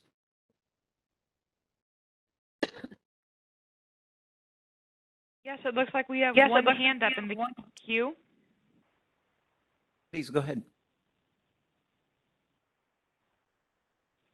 Caller, your line is unmuted. Please state your name and question. Sure, this is Michelle Keto from the CPC. Can you go to slide 28? I just wanted a clarifying question. So I see that the black has ETCs, and I just wanted to clarify. I get that ETCs and TORs have high priority transmission, but would this be transmission of resources in CAISO, potentially RA resources that get high priority out, or do they have to have an existing contract with a resource? We may have an answer for you. Sorry, and I did not work with DMM on creating their charts because we are independent. But I could answer the question with regards to how you get the high priority export category. No, You no, no, need existing transmission rights cleared. Because it looks like it's an export, not a wheel through. So an existing transmission right falls into the high priority export as well. So there may be existing contracts that are above that you actually have to demonstrate to the ISO that you have existing contracts, which we call existing contracts, but they're also known in the community as legacy contracts that we have to honor from prior contractual arrangements made before the CAISO actually even came into existence. And so these contracts do have a higher priority, but it does require a demonstration, and we carefully catalog those to make sure that we can prioritize and honor those. Right, but Anna, is it a transmission contract or is it a generation contract? That's what I'm trying to get at. So those are effectively transmission contracts, which are a little slightly different than what we refer to as a PT export.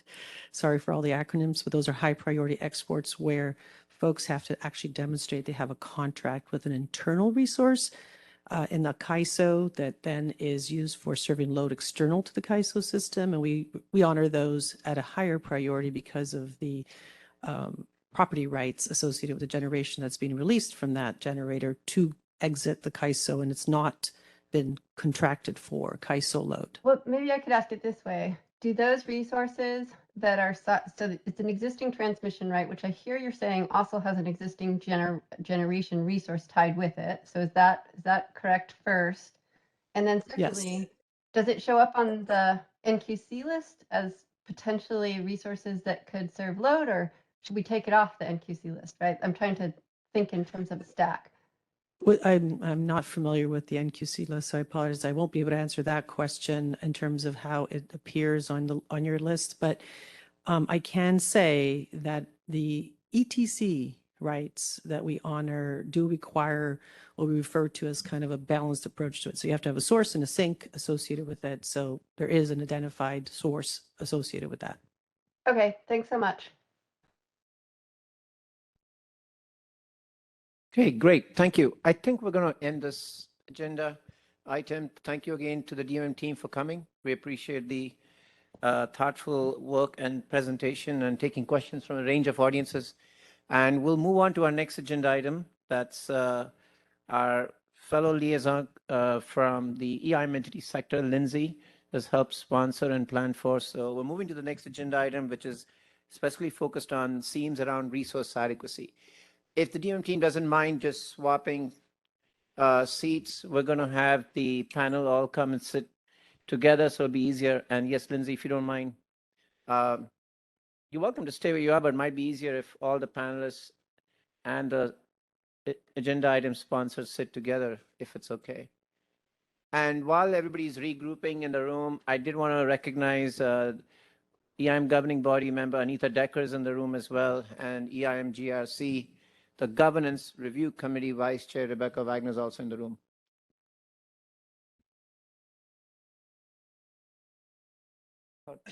Go to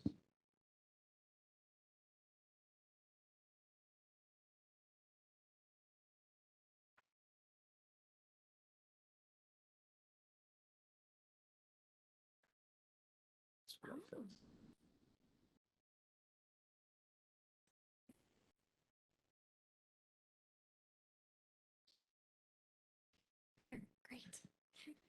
What's it share? Okay, it looks like we're ready. I'm Lindsay Schleckway again, the liaison for the EIM sector entities. Silas, can you hear us in the room, please? Yes, we can currently hear you in the room. Great. Lindsay, please. Thank you. Okay, I again, as with everybody else, apologize for the small presentation font for everybody in the room. This is posted online. I'll do a brief introduction of our panelists real quick, and then we'll get going on this. Okay, so first we have Rebecca Sexton, from the Director of the Reliability Programs from the Western Power Pool. Hi. Hi. And we have Peter Griffiths, the Chief Procurement Framework, or so Chief of Procurement Framework from PG&E. And then we have Danny Johnson, Market Design Sector Manager, and I can't read the Market and Infrastructure Policy, CAISO. A lot of Sorry, words. thanks. Yeah, it's quite the title. The longest title. Okay. So first, we're going to go through a brief summary of the California Resource Adequacy Program, and then we will go over a brief summary of the Western Resource Adequacy Program that Rebecca will do. And then what we tried to do, it was put together a comparison slide that will kind of leave up to try to compare the two programs while I go through the questions with the panelists. And we'll let both Peter and Rebecca speak to those as well. So, Peter? Yes, thank you, Lindsay. Peter Griffiths, PG&E. I'm going to talk about resource adequacy in California. It is something that has been developed over a fairly long period of time, and it is a fairly complex program at this point, and we're working on that in terms of how it will evolve. Generally, just the overview of the RA in California is that it's a hybrid program that is administered both by the ISO and by essentially the LRAs, the local regulatory authorities, of which the Public Utilities Commission, California Public Utilities Commission, is one, which is the largest essentially LRA and has the largest number of LSEs under its jurisdiction. But what that means to some degree is that the roles that are played by each of the LRAs and the ISO vary a little bit. The ISO basically determines sort of the deliverability of resources in terms of whether they can count for resource adequacy and the market obligations in terms of how they have to show up in the market. The LRAs essentially are the ones who determine sort of how much each resource can count in terms of the requirements that are set, and then sort of what the planning reserve margin is. Planning reserve margins are sort of how much load a LSE has and how much it has to be covered. The forwardness of the showings are relatively straightforward. There's a year ahead showing. There are many flavors of RA, and I'll get to that in a moment in California, but the year ahead showings are pretty much for looking at the following summer, and it's done at the end of October of each year, where each LSE has to show that they have 90% of their RA requirement. And then there is also a monthly aspect to that, where each LRA, or I'm sorry, each LSE has to show that it has its full RA requirement 45 days in advance of each month. So 45 days before the month, they have to show that they have enough capacity to meet their RA requirement. The resource counting, it can vary. It varies somewhat between LRAs. The PUC essentially sets some values, but those values do not have to be respected by the other LRAs and can be sort of, and the same also for the planning reserve margin. There isn't, I would say, a single planning reserve margin in the RA program in California. It varies depending upon sort of what the LRAs are set at. So if we can go to the next slide.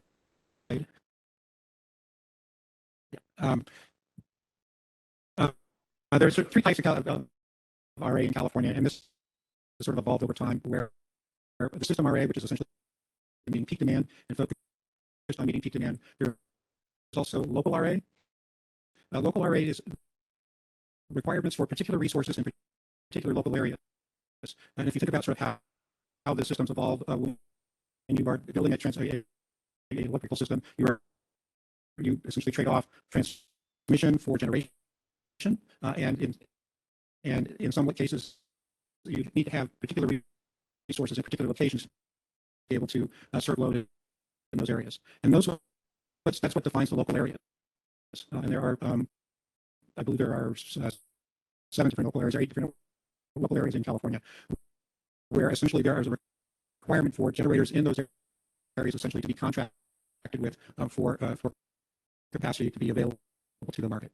Flexible capacity is also a forward requirement, where the ISO basically back in the day looked at the neck of the duck and said we need to make sure we have enough capacity that is not self-scheduling to be available to essentially meet that load ramp. And so essentially we have three flavors of capacity, of RA capacity. Probably the most relevant one for the regional look is the system. The flexible, for the most part, is something that I think when it was adopted was only going to be temporary and was going to be revised, but that was probably some 8 years ago, and it was only supposed to be around at least to be revised a couple of years after it was adopted. As is the case with a lot of things, it's still in place, it's still operational, and that's the one that is operated by the ISO. This slide, I'm not going to go into any detail. This slide is online. This basically looks at and explains sort of what the 3 types of RA are in California, and it looks at essentially what problems they're solving. So because each RA program or each flavor of RA is trying to solve a particular problem, and then sort of how are the requirements determined in terms of how much are needed? How are those requirements distributed across the LSEs within the ISO and within the region? How do resources count for meeting those needs? And finally, what are the obligations of those resources essentially when you get into real-time markets? And those sort of 5 questions are the 5 questions that from I think from our perspective are the things that have to be addressed by RA programs, and you have to think about what you're doing and what those things are. So with that, let me end my summary of California RA.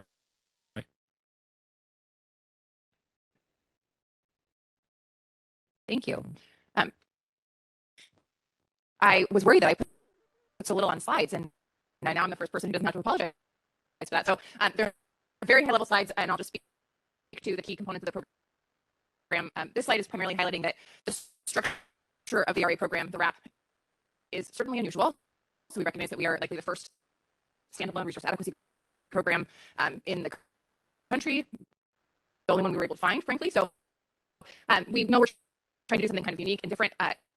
It's important to understand that the nature of the program is we set a binding obligation and for people to show up with resource adequacy 7 months in advance of the binding season. And so we have 2 seasons. We have summer. It does line up quite well with California. We go June 1st to September 15th. And then we also have a winter season from November 1st through March 15th. And so 7 months in advance of the start of each of those seasons, folks will be responsible for showing up with the amount of capacity necessitated by the program.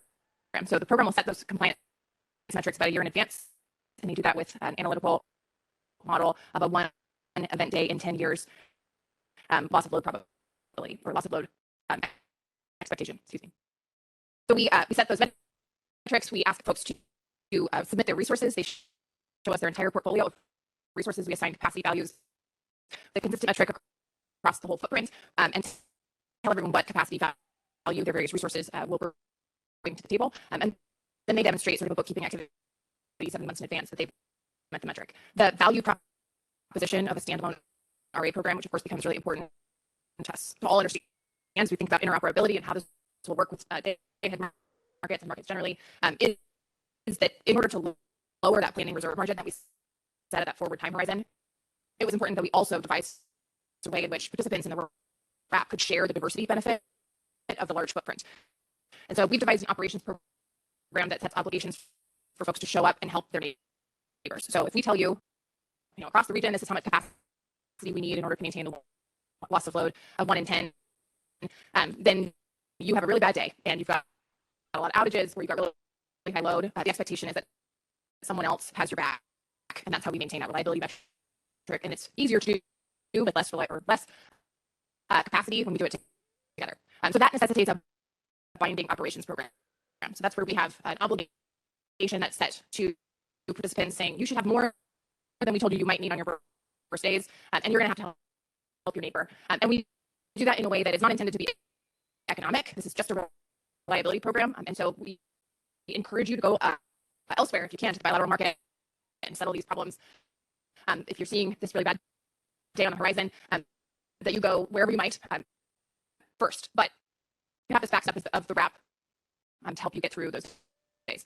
So that balance and recognizing that, ensuring that you can really rely on your neighbor to show up in that operational time horizon is why I think we have so much interest right now in the interoperability conversations, because certainly the ability to count on the neighbor in the operational time horizon is the key to lowering the metrics in that forward planning time horizon. And then the last bullet here just talks about the abilities to leverage the dynamics of those two programs to create the value proposition for the region. And then head to the next slide, where we are just talking briefly about how we see the framework for the operations time horizon handing off to a market. And so try to kind of lay the groundwork, because I know what some of the questions Lindsay will be asking relate to. So a RAP participant has to forward procure the firm capacity in that 7-month ahead time horizon. That can be a unit specific or a system sale, but it does need to be firm capacity.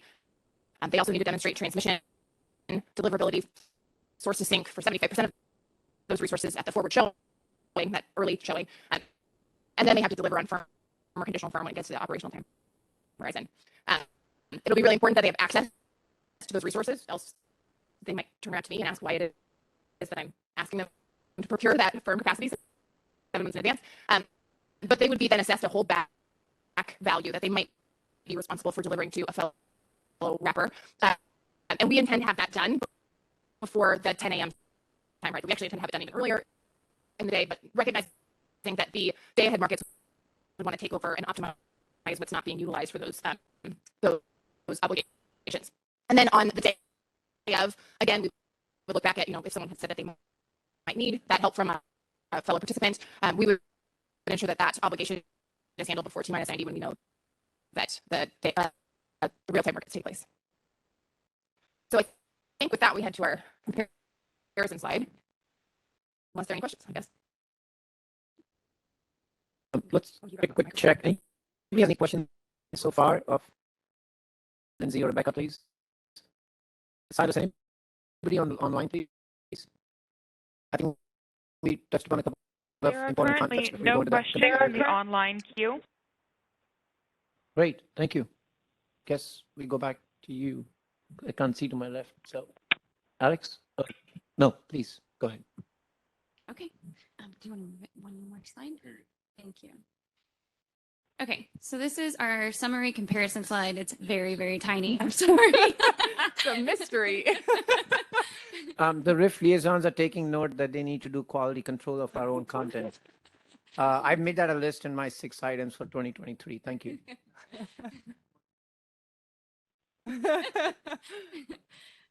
So Rebecca or Peter, do either of you want to speak to any specific differences that you see in your programs? I think that would help pinpoint some of the differences between the two programs.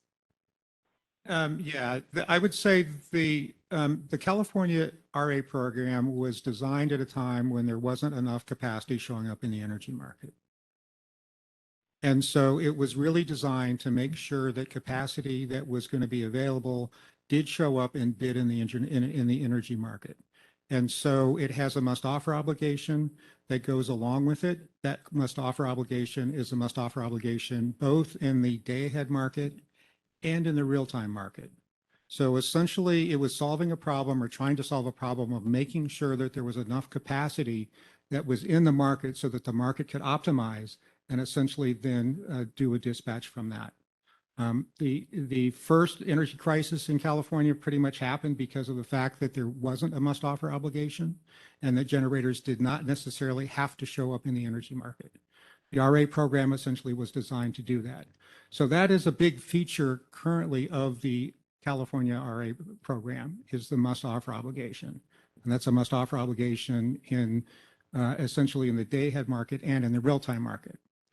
RAP, on the other hand, is hoping to be able to avoid and push all of the transactions for needed capacity to a bilateral market before you get to essentially needing to do a market or run an energy market. And so that's a big difference between, from my perspective, between essentially the two RA programs, is how do you essentially modify the one market which has been designed essentially to have a must offer obligation with another RA program which is basically designed to try and push those trades essentially to bilaterals before you get to having an energy market. So that's probably one of the big differences I see between the two programs. Yeah, I think maybe one of the other ones, and I realized that we did our columns in isolation here, and so mine are admittedly less helpful than Peter's. So we had some revisions we could add that might make this more helpful. But I mentioned that the transmission showing we require 75% transmission demonstrated from source to sink, and so for imports for your own resources, you do have to kind of map all of your transmission rates to the resources that they're serving. At the forward showing, you have to do that for 75% of your resources that you need to meet the metric.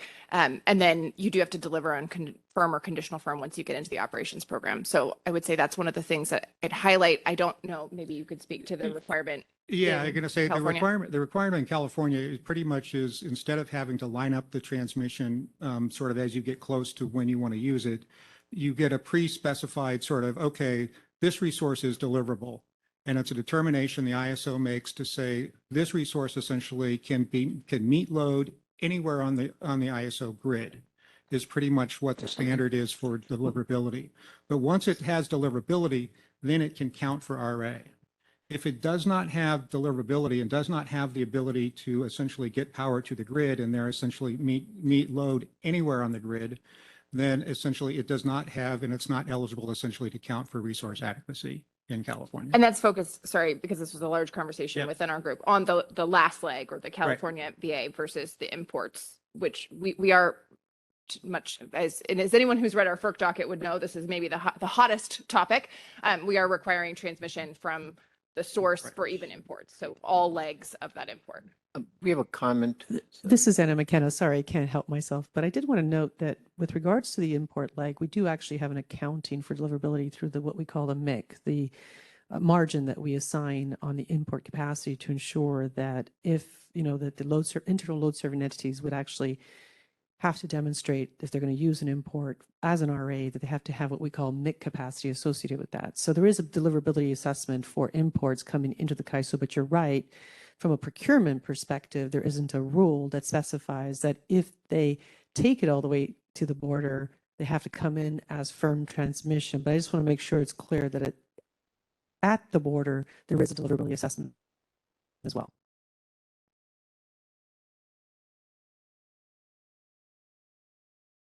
Yeah, I don't know if there's any, I'm happy to highlight any other that might come from questions, but yeah. Are there any questions, I guess, in the room for the differences between the two programs? Or looks like we have one from Laura.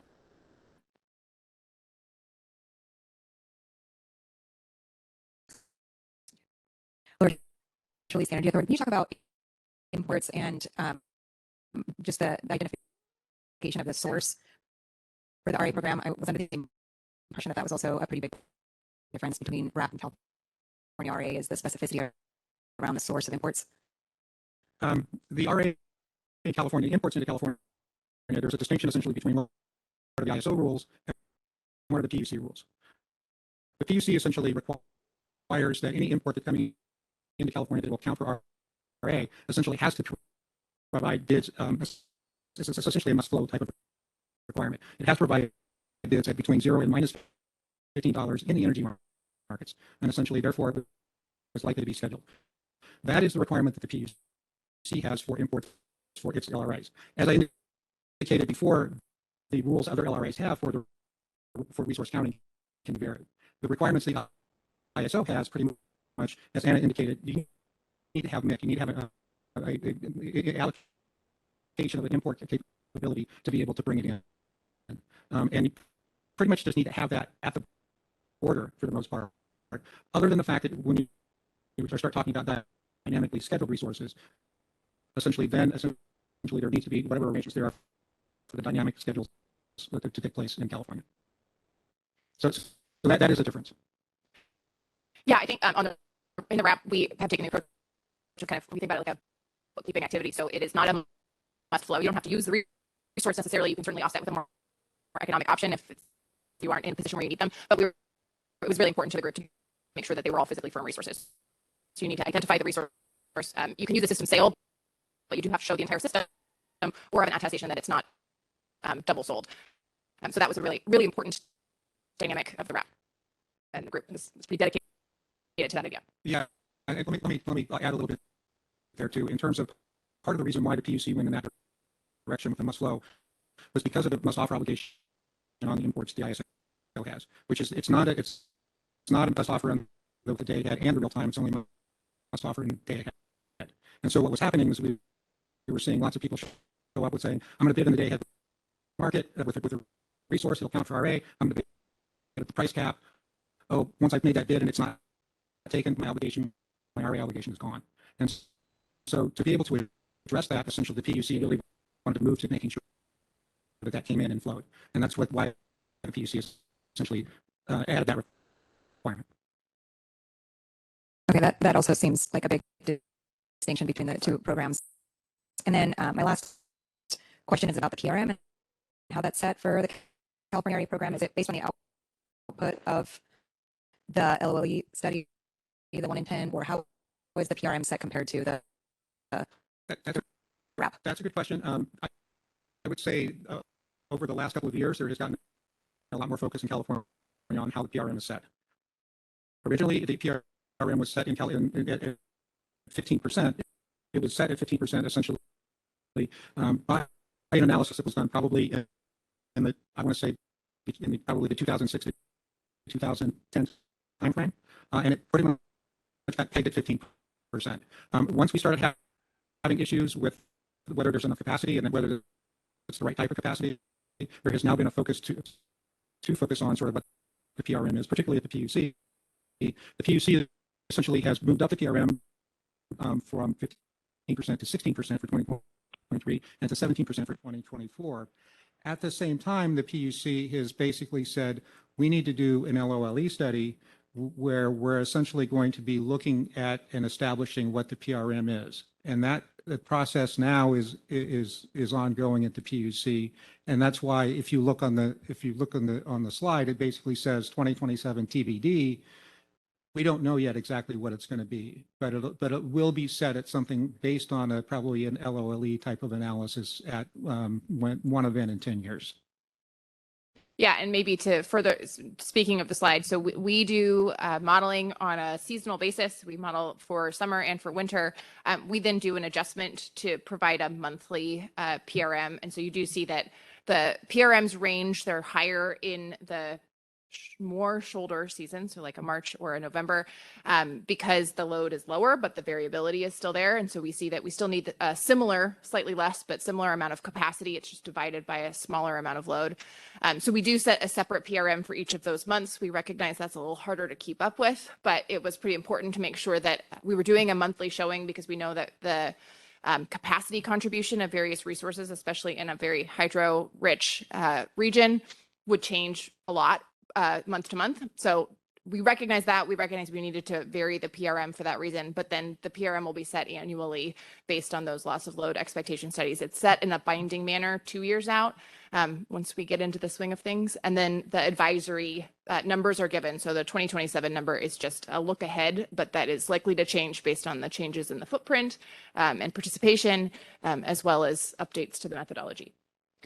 Okay, so maybe I just want to highlight, I think what I heard both of you say is some of the key differences is the transmission requirement, that the wrap has sort of this firm conditional firm from source to sink, whereas the CAISO does deliverability at the intertie, not from source to sink.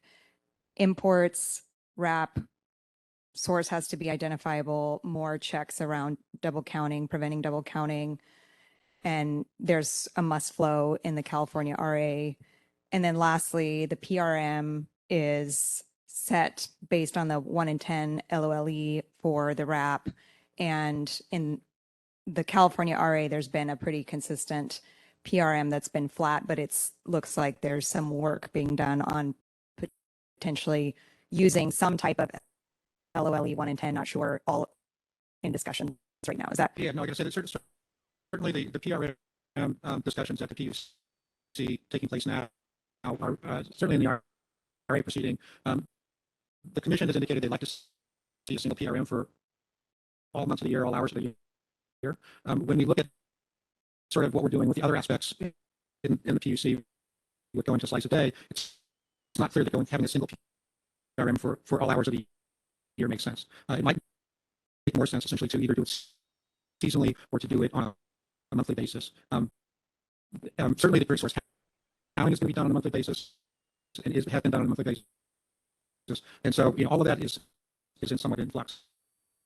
Let me also say that the ISO in the stakeholder process in terms of the RA enhancements, as I think was indicated earlier, there hasn't been a lot of activity in RA enhancement, probably RA enhancements stakeholder process for probably a couple of years. And part of that, I think, is due to what's going on at the PUC and making sure that the PUC essentially is taking the lead on essentially the things that it's responsible for in terms of resource counting and PRM. I think the ISO is going to step up. Certainly, some of the things the ISO has indicated in the past, they would like to have essentially a source to sink, essentially RA counting, and has talked about that. It talked about essentially in proposing that. But again, that stakeholder process at this point has been dormant for a little while. I'm sure it'll come up. I'm sure it'll be essentially addressed in California at some point. Yeah, I really appreciate that. I think the comparison of the two programs is super important. Maybe just a request to update the chart to more accurately reflect some of those differences, I think would be helpful, because I think this will be a really nice tool to refer back to. So really appreciate the work that's been put into this. Thank you. I think it's an idea for the RIF to consider and talk next year as well. In the room, I'm going to Shashwat with Rainbow Northwest, and then we'll go on the call online, please. Hi. Thank you. This is Shashwat Roy with Rainbow Northwest. So I really had two slides, and I just talking about the PRM and the LOE study. I just wanted to get some thoughts on, since there are differences between how resources are, resource contributions are calculated currently, is there a thought in the future aligning that? Because these capacity contributions and accreditation methodologies would kind of go into the PRM study, and there would be kind of a discrepancy in terms of how resources are calculated, their contributions are calculated in CAD-ISO and in the RAP area. So is there a thought in terms of learning from each other in terms of best practices and how different new emerging resources like storage, hybrids, all of these are calculated? Certainly, we're open to and have been having some of those conversations with the CAISO, but in whatever ways to engage with the CPUC or the RA program, we're happy to do that. It's we've been pretty focused on getting the RAP tariff filed, as you were not surprised to hear, and it is filed. So certainly there's going to be continued iteration, but we're happy to find those places that I think Laura pointed out really well that we could do more to kind of true the programs up and figure out how to do that collaboratively, certainly. Yeah, and I guess from my perspective, that's a very important question, because sort of the ability for resources to be able to add to reliability, whether it be in California balancing area or outside of the California balancing area, you want to make sure that they are counting relatively the same, just largely because if you're thinking about it being a market, if you have essentially one if it counts more in one area than another area, it's going to migrate one way or the other. The ELCC methodology, which RAP has adopted, which is, from my perspective, the right way to go for the beginning of an RA program. It's the right way to think about it. It's the right way to sort of plan on it, planning for it. It's really tied to the planning function. What we found at the PUC, though, in California, is that there are very significant problems with using ELCC when you move from essentially the planning horizon into the operational horizon. And why is that? Well, in California, we had ELCCs for solar and wind, one value per month. And essentially, that was its contribution to essentially meeting load in every hour of the month. If you look at the problems California has had in terms of meeting load, they don't come at the peak time. They come at a time essentially when the time of day at the net load peak time. And so having one value that counts essentially for all hours of that month has been problematic. And that's been really very much the motivation to move. And essentially, why is that a problem now? Well, it's a problem now because we're adding so much of those types of capacity, that type of capacity where it's not available every hour of the day at the level that you're counting on it for. And so that's why there has been a push, I think, from PUC to move to a slice of day type of framework where you're trying to make sure that you're counting resources as they contribute to meeting load in multiple hours of the day, and not just sort of one value per. And I think that's something that RAP and the diversity within RAP has not yet gotten to that problem yet. Will it get to that problem? Maybe, maybe not. I don't know. In California, we have gotten to that problem. We've gotten to that problem because there's been such a large push into renewables, and we have so many renewables that essentially we can't rely on every hour of the day, like you can essentially a fossil-fired resource. We did have the opportunity, I'll say, given that we're the new kid on the block, we got to watch what everybody else done.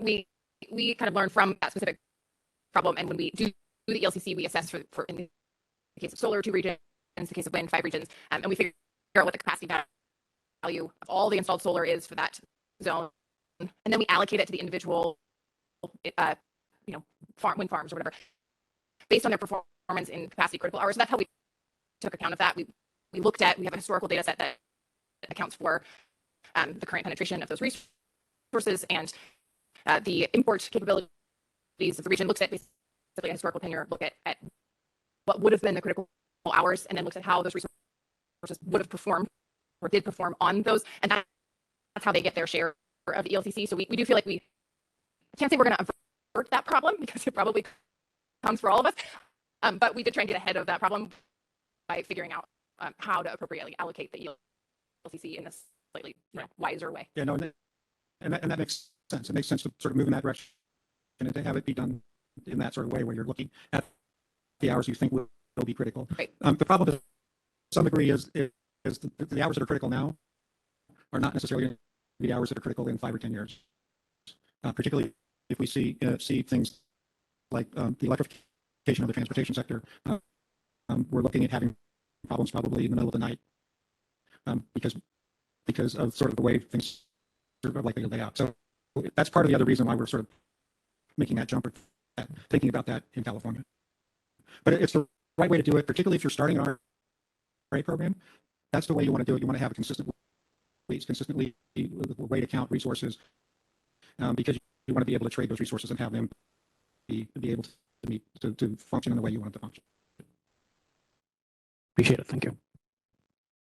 Great, thank you. Good dialogue on lessons learned and interoperability for future. I see Elliot may have a comment. I just wanted to say, I think this is an awesome conversation. I think it's super important, and I think actually just laying these things out side by side and really understanding them. The fact that over time, in short term, just the fact that there are some differences may not be prima facie a problem. The question is, how do we manage them? How do we show there's rough equity, actually good equity, potentially great equity between the programs? And I think for us at the KICE, so we're obviously super motivated not only to look at how our tariff interfaces with each of these and try to remove any distortions, but also just to also help facilitate some of this conversation. I think having Peter and others engaged in California, having Rebecca and others, we got to keep going because there's monumental economic and reliability incentive to have as much interoperability between these as possible. So I'm encouraged, and I'm just happy that the conversation's happening like this, and so great value added conversation. Appreciate it. Thank you. Lindsay, did you have any other content to present? I don't have anything to present, but I do have questions. Yeah. So we'll come back to you. We'll give one question here to one of the RIF liaisons, and then we'll come back to Lindsay. And then we'll go online. Rebecca, you mentioned for the forward showing requirement, you had to show 70, you had enough transmission for 75% of the resources. And I think there's some kind of like exception process if you could show you weren't able to acquire the transmission at tariffed rates. Yeah. There's like a Yes, waiver. process, yeah. Does that's in the forward horizon? I think the idea is by the time you get to the operational horizon, you better show up. Yeah. Is there the same exception process if you can't get the transmission at tariff rates, or is it just no, you didn't show up? Yeah, great question. So we in the forward time horizon, we recognize we're talking about folks having to procure firm or conditional firm. We also allow network service if you're just on network for all of these resources, and that could become quite expensive if we didn't cap it. So there were considerations made to how to give those exceptions. We also participants in our program are load responsible entities, something akin to an LSE, but our own slightly more flexible derivation of that. And so they can't build transmission. We should not be penalizing them for their inability to conjure transmission lines. So we wanted to recognize the reality of this situation that we're in. That said, it's really important that everyone can rely on their neighbors to deliver the capacity that is there. So there's no exception in the operations time horizon. There's no sort of exception from the rather hefty charges if you don't deliver. So if you get an exception in the forward showing time horizon, you're expected to resolve that and still deliver your capacity to the neighbor in need. And you're able to resolve that all the way up into this operational day ahead or Yes. couple days Yeah, ahead. the tariff does say that you are required to deliver to your neighbor on firm or conditional firm to the hub or whatever, depending on the circumstance. I would say that's one other different because for most of the showings for California, you have to do month ahead, 45 days before the month, and you can do some stuff within the month, but nowhere near as close. There's particularly for imports. So seems like there's a lot more flexibility to do bilateral arrangements. You're saying 45 days in advance, they're showing source to sink from an identified resource? No. But for the import portion, if the last leg. that for the California showing, it's being made 45 days before the month, and if something happens there's really limited opportunities on the imports to cure those. You'd have to. It's more difficult to come up with these replacement resources for in the California program. Just more hoops to jump through and a little fewer options going. Whereas it looks like your program, you're giving people more time to make it happen. Get the resources they need. Perhaps. Yes, I'm not the expert on the California, but we are saying that you gotta figure your own stuff out, make substitutions. If there's unless there's a transmission outage on rights that you can demonstrate, then otherwise you need to figure it out and show up there. We have intentionally kept that light touch, but yeah, that may be more flexibility in some ways. It is, however, a pretty steep penalty at the end if you don't successfully complete the task. Thank you. Yeah, and in California, I mean, you're right, Doug, that you need the showing has to be 45 days in advance, but that doesn't sort of set in stone everything that's going to happen during the month or all the resources, because there could be substitutions and changes you can make in that time frame. So it's not as focused in saying we're gonna sort of focus on getting that time frame and have all of those transactions made in that. It's much more focused in California saying 45 days in advance, you should have a pretty good idea of what you're going to rely on. Great. Very good dialogue. Cyrus, do we have any questions on the call? We have about eight minutes left. I want to give it back to 8-10 minutes now. I want to give it back to Lindsay, but just want to do a check online. We have one question over audio. Let's take that, and then Lindsay, it's back to you. Sorry to hold you back. Thank you. Scott, your line is open. Great, thank you. Hi, this is Scott Olson with NRG. Peter, you briefly mentioned a couple questions ago about slice of day. You've mostly been talking about the current requirements for California RA, but starting maybe in 2025, the PUC will be enacting this new slice of day approach, which will very much change what's on this slide when it comes to qualifying capacity and when it comes to showings. Do you feel that those changes that will happen will make it that much more of a challenge to potentially integrate with RAP, or are there solutions if California does go to slice of day and RAP does not, to still be able to integrate that? And certainly interested from Rebecca's perspective too, from what she's seen about slice of day, if that creates insurmountable challenges to link these two together, or what might have to change within RAP to link them together. Yeah, Scott, I mean, that's a good question. I have focused on sort of what's been existing in the RA paradigm and the way it is set up. And I have been also involved in a lot of the discussions about slice a day and how slice a day is being implemented. Let me take a little bit of an issue with your characterization, though, because on the one hand, what we're really trying to do with the slice a day at the PUC is to be able to make minimal implications in requirements to changing the ISO's RA program. The ISO's RA program, for the most part, has its deliverability requirements. It also has essentially the must offer obligation. It has sort of, looking at one value. The slice of day is pretty much trying to be implemented in a way so that the ISO makes as little of changes as possible to what it does in setting things up and looking at things. Now, that's not to say that the ISO essentially may want to be thinking about moving in that direction, but I will highlight again, too, that the PUC is only one LRA within California, and there are other LRAs that essentially have their own RA programs under the ISO as well. And so it's a somewhat of a complex question as to sort of how will that evolve and what is that going to look like. Now, the question I think you were asking, though, is about the transactability of resources. And the way I describe slice of day that's different from essentially existing RA programs, that instead of trading for essentially one attribute, which is essentially a megawatt value for the resource, you're essentially trading for essentially a profile of what that resource essentially can do.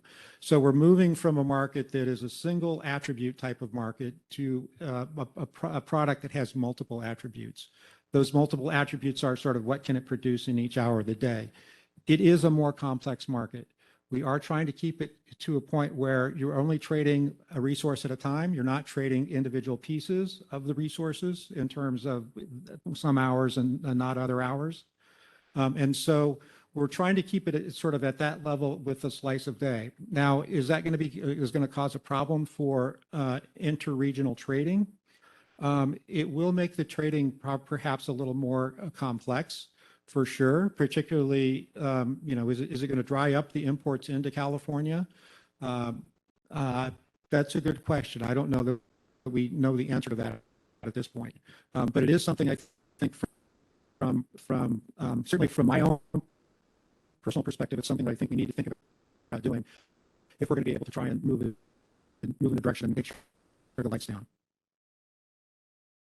I guess knowing that we have at least one question we might ask. Sorry, Danny. But I would just highlight that I think this concept, I'm not an expert on slice of day, but the concepts behind it are ones that we have largely considered as we fed into our loss load expectation modeling and our evaluation of capacity contributions of different resources, with the intent of still arriving at a single number such that those impacts of the market would be minimized. But I think we're trying to do a lot of the same things with respect to thinking about that net peak and how variable energy resources will contribute at different times, and how demand will change based on things like electrification. So I think we're headed in the same direction.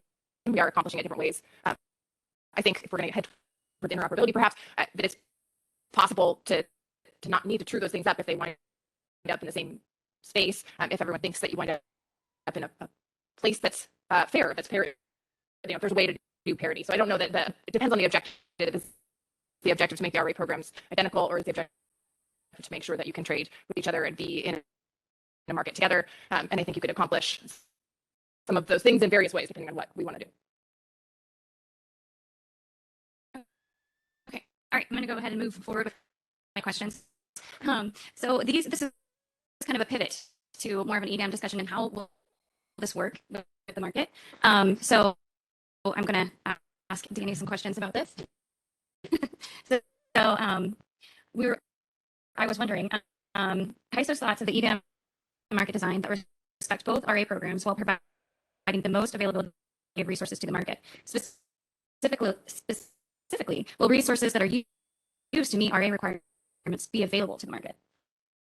Yeah, and I think the answer is yes. The way EDAM is currently constructed with the RC is to look at bids. So any bids that are made available to the market ultimately will be able to be used by the market. We've taken great lengths to try to ensure all different supply types are symmetrically treated, be these non-resource specific supply contracts on a next day basis, VERS, demand response. We have counting rules, and then we're proposing a on-the-side application that optimally determines if that bid set that each participating VA brings is able to meet resource sufficiency. That same bid set is then used to clear the market itself. Okay. Okay, and I realize that some of these answers you may not have because the EDAM market is currently being designed and it's in flux. So totally understand if you don't have the answers to all of this, but it's also the RAP program may have load serving entities that participate in EDAM and others that may not.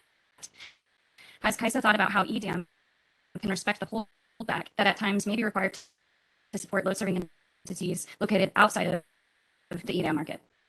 Yeah, I think we've started to give some thought to this. There are, well, take a step back. The holdback is essentially each LRA, right? LRE has to hold back a certain amount of capacity on a day-ahead basis, but that doesn't actually have to be operationalized until you get into the real-time market. So you put that in the construct of a day-ahead market, and it's a little bit odd. We do think that there is functionality that any participating VAA can self-schedule exports out of the EDAM market.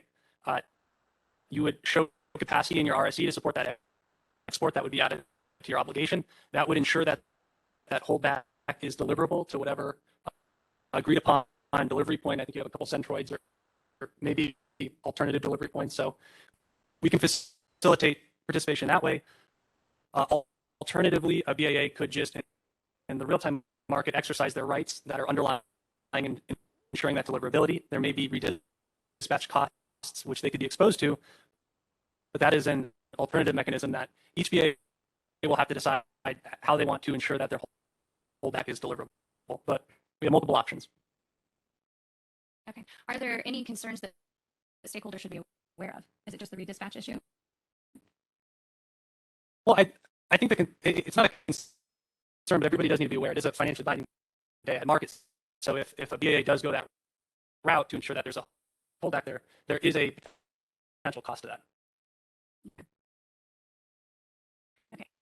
So considering that some market participants may have no RA requirements and others will participate in different RA programs, are there any concerns with the curtailment priority equal to load? So the way we've approached EDAM is all EDAM transfers are equal priority to your own load. So assuming we get the RSE test design right and everybody's bringing sufficient capacity, all EDAM participants will be able to be confident in the transfers that they're receiving and meeting their load. When we start talking about potential RA resources that are in the EDAM exporting out of the EDAM footprint, this starts to look like, I think what Anna mentioned earlier, as a PT export. We would have the functionality that if something is within an EDAM VA's control area, it can be exported out at a high priority. Absent that, it likely would fall to the lower priority export paradigm where the lower priority export would have a lower curtailment priority in real time if all supply was exhausted. That would ensure that the capacity that's brought into the EDAM footprint can stay in the EDAM footprint if it's needed. Okay. So let me just make sure I have this correct. So a self-schedule then to an entity outside of the EDAM footprint would be a high priority export. Is that correct? Yes. Yeah. Because it would be paired with a the generation to support the export when we're running the RC test. Okay. So all I have is short questions. I didn't expect my colleague Lindsay to come very prepared, like a intervening defense scrutiny.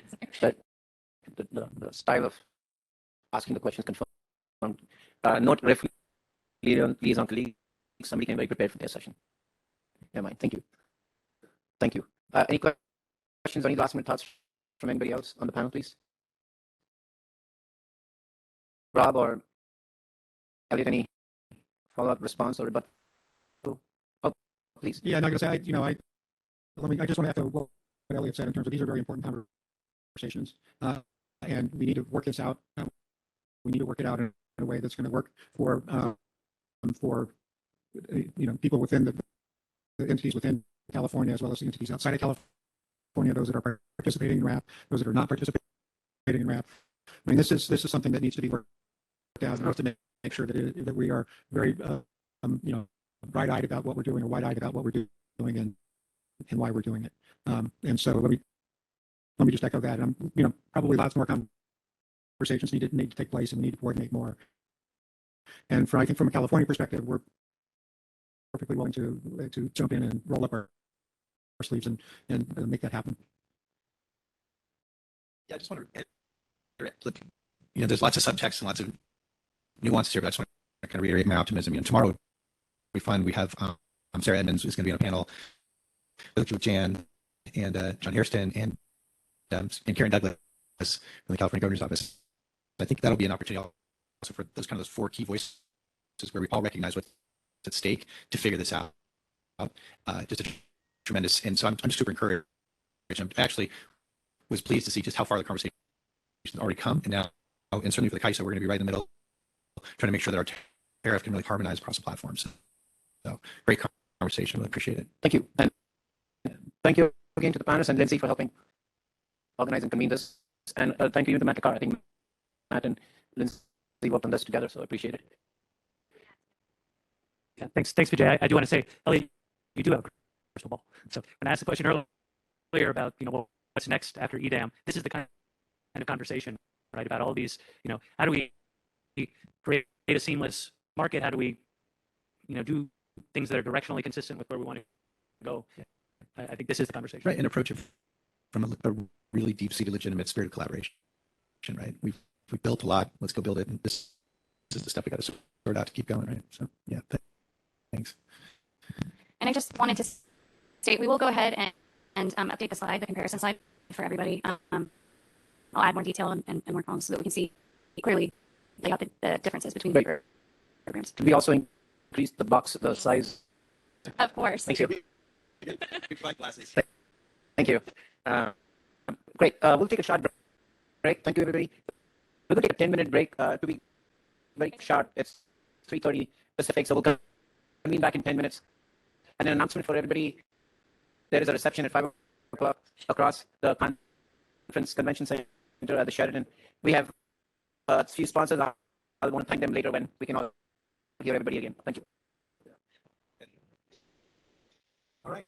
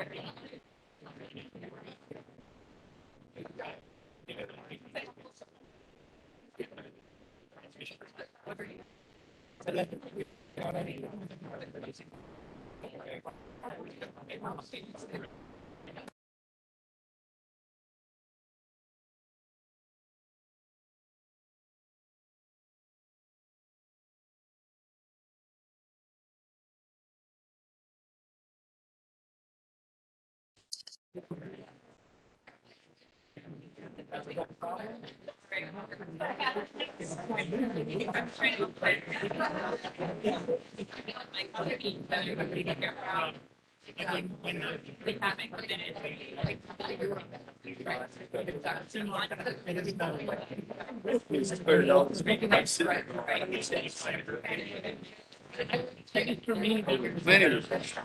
going to give. Okay.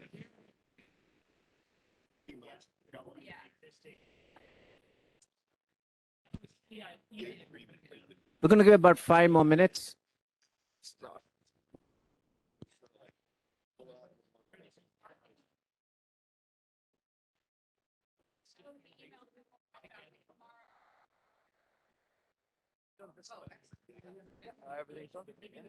I don't think they could hear me. Yeah. Hi, are you? Hey, This we're is going to give Yasi. everybody I 5 didn't know more if you minutes. speak. Got it. We'll start in I about didn't know 5 you were talking minutes. to me. Okay, thank you. On the phone, I think we have Silas. Are you still on, or I think No, Yassi? I Are you took on, over for please? Silas. Yes, I am. I took over for Silas.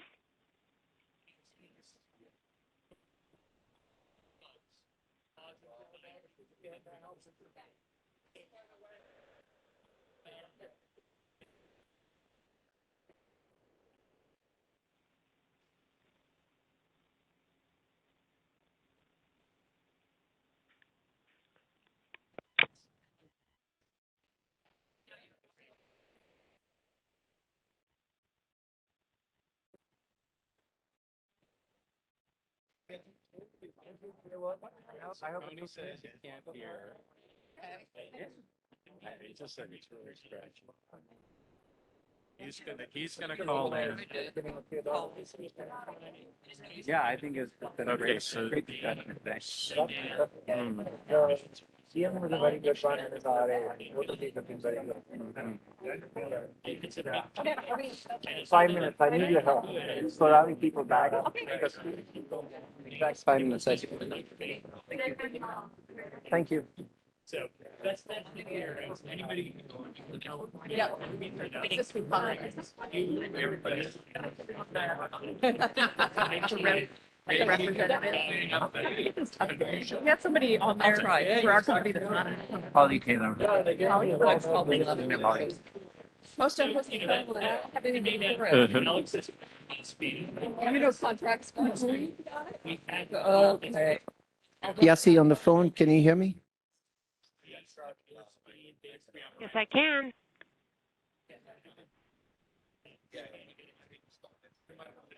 Hello, can you hear me?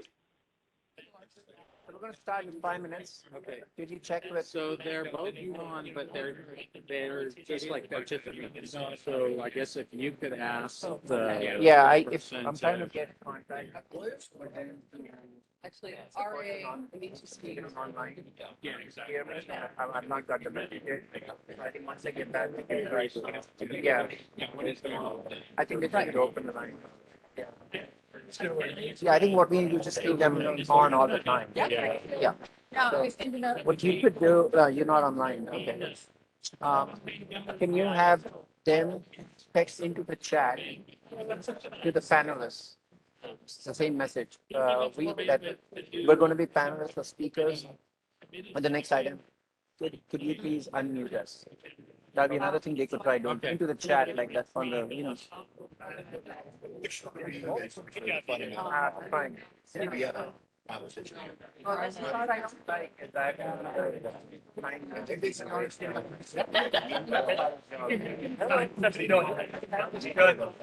Secretary, I guess.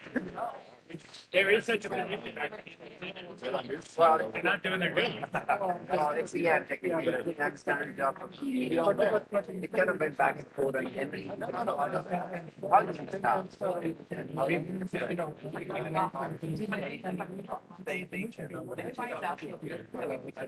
that's just like it's well,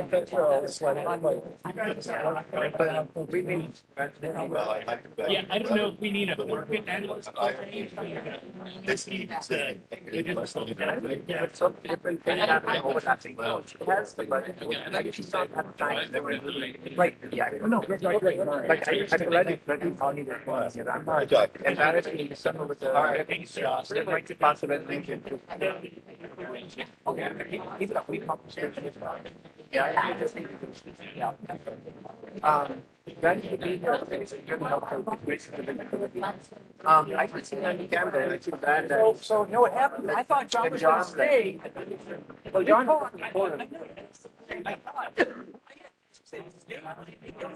Yeah. Yeah, I know that. And he's gonna text saying that, his plane was late, he was gonna back off somewhere else, he was gonna get here. And then you know, John, and he said, yeah, I know. Can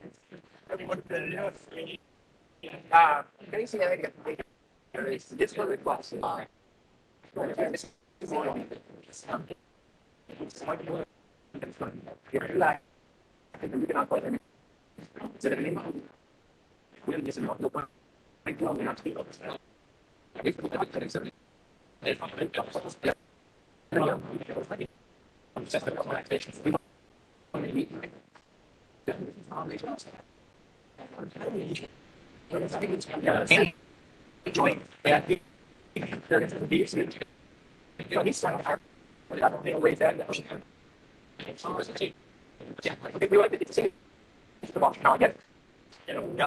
start. You know, we start growing. Yes, I can.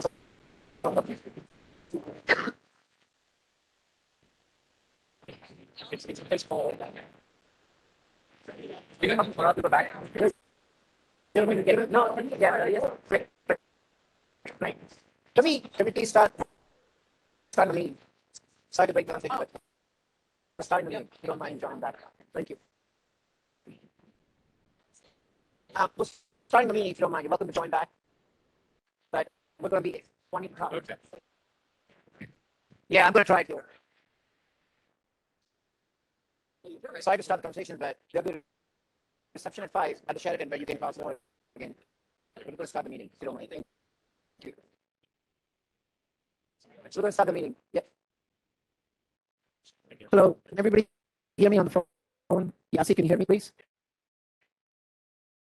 Hi, this is Silas or Tony Yasi? Zimmer. Can you hear me okay? Can anyone hear me? This is Yasi. I can hear you. This is Tony Zimmer. Can you hear me? I can hear you, Teddy. Tony, I'm sorry. Oh, no, no worries. Okay, everybody would like to start Thank the you. meeting again. Okay, sure.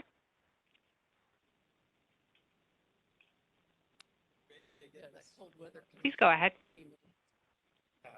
On the WebEx, please. Silas or Yasi, can you hear me, please? I can hear you. You're getting cut in and out a lot, but we are good to start. Okay, welcome back. I hope everybody online is able to come back and regroup. We're going to start the second half of the RIF meeting.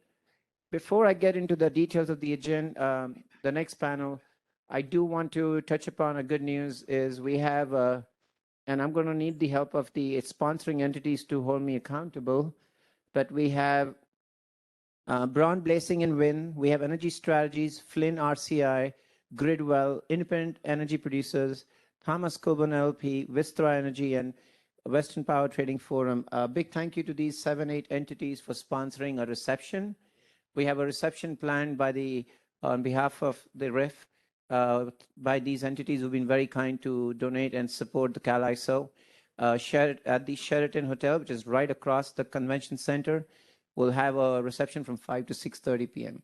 So a big thank you again to the entities. And I repeat, if you registered for this event, you should have got an email this morning or this afternoon with the details of the reception. Great. Online, please. The event manager, can you please hear me? And if we were to move to the next slide, can you please see it online, please?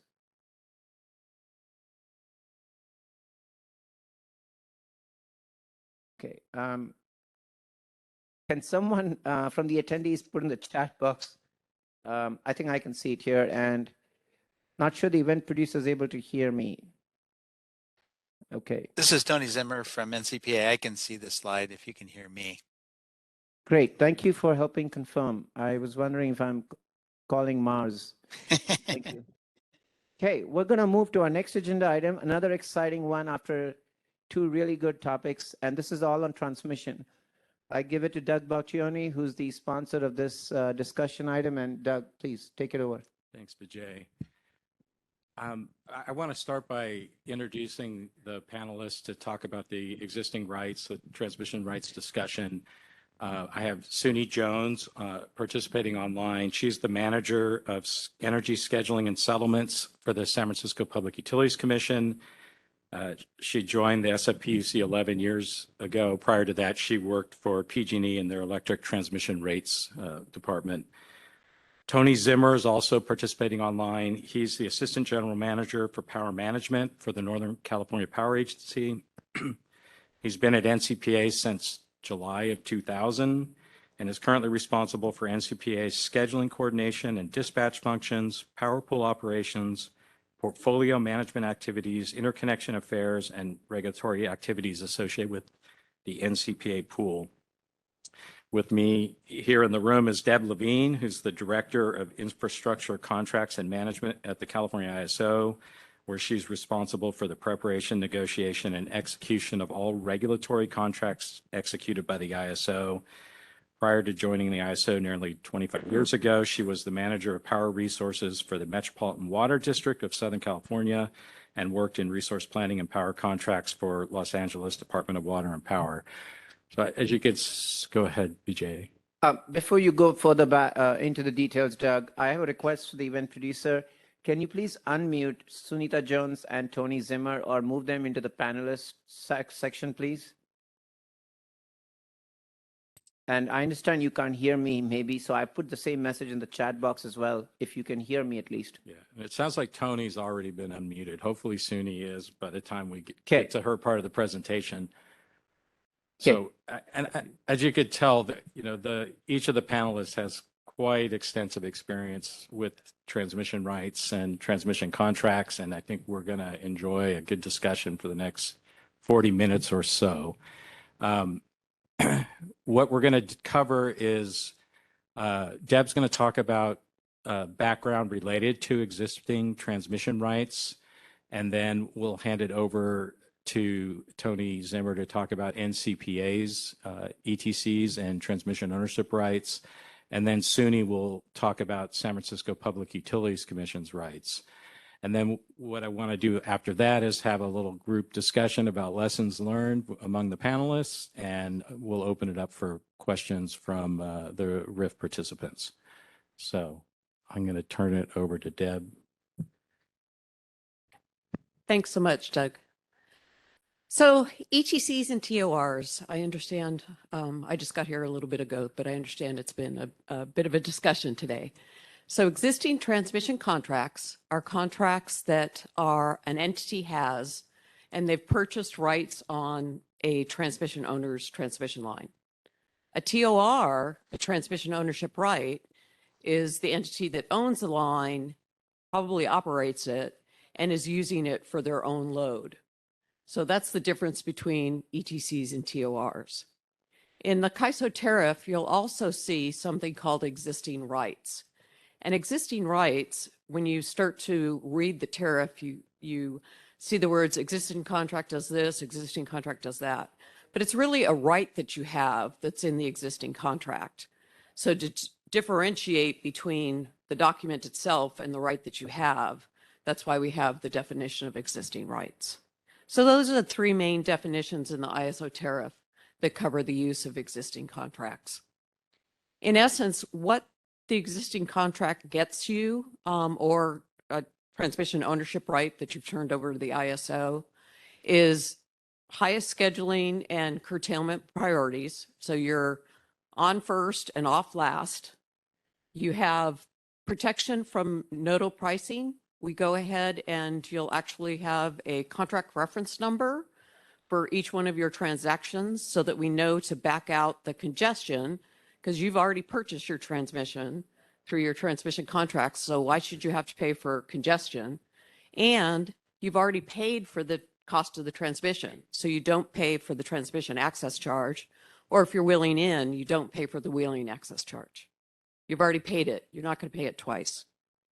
The third thing is it goes ahead, and there are some contracts back in 1997 when we started that had clauses in there regarding losses and how losses were calculated. And so we've honored those loss calculations also.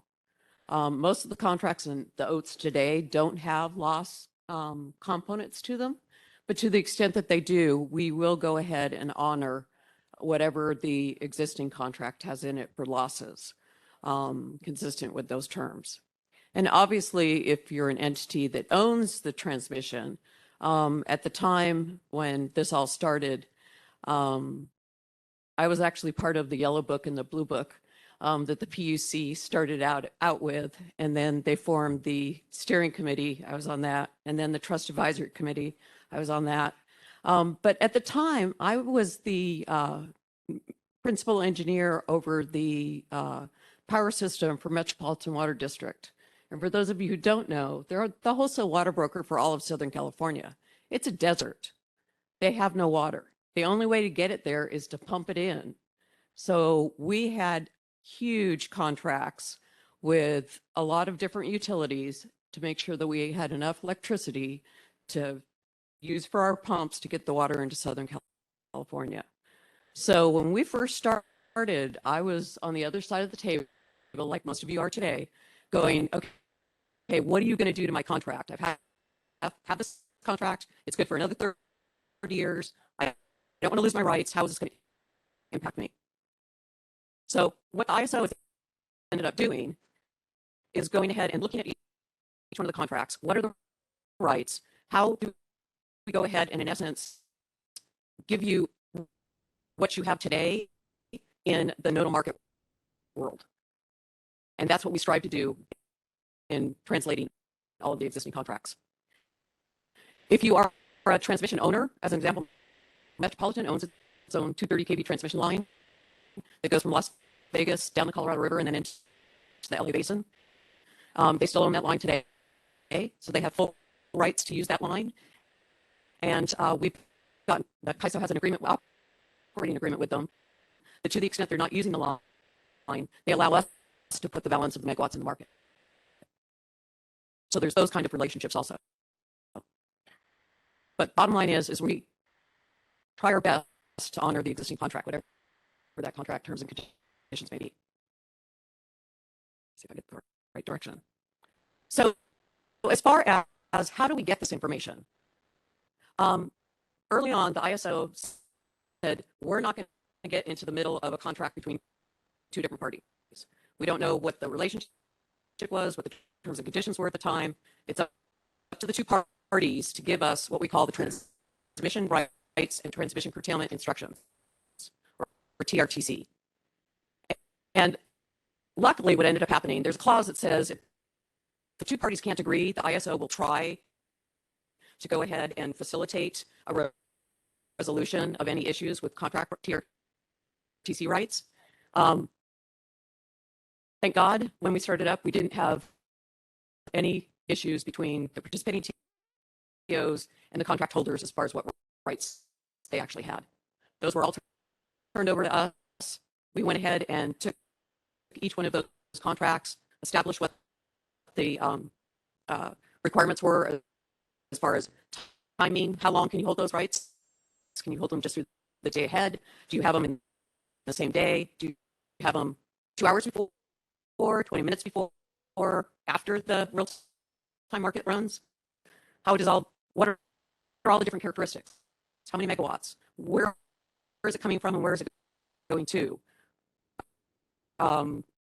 Just all the different criteria that you would have in a contract. We go ahead and we put in the TRTC instructions and then translate that into the ISO. To the extent that you're a transmission owner and you have want to get into an operating agreement with we also do that. Typically in an operating agreement, what ends up happening is there's services that will change back and forth. Metropolitan, as an example, is not a planning authority, but wanted to go ahead and use the ISO services for planning authority. We said, okay, great. You know, you're letting us use your transmission line. You're letting us call your pumps in an emergency. We're happy to go ahead and do studies for you. We do planning studies for them. We do a number of different things. So there's all sorts of opportunities as far as what's in the TRTC instructions. Oop, wrong direction, sorry.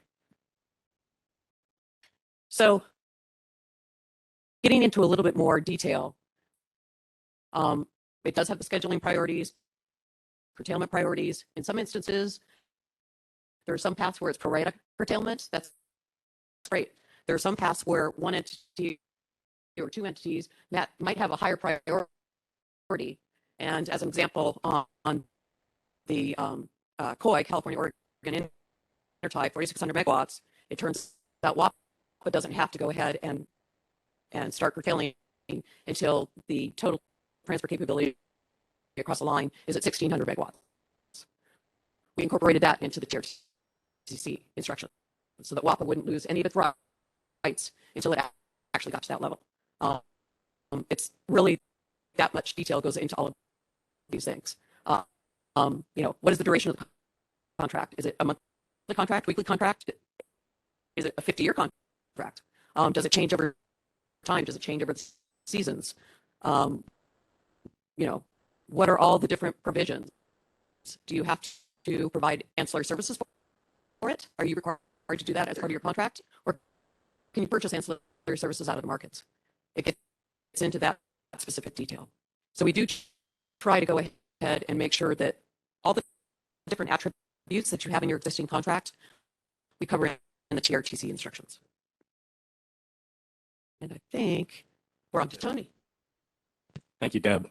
So, you know, Deb's described the characteristics of the TRTC instructions, kind of what goes into them. I've asked Tony and Suni to give examples of how they implemented for their existing rights the TRTC instructions. So Tony Zimmer, take it away.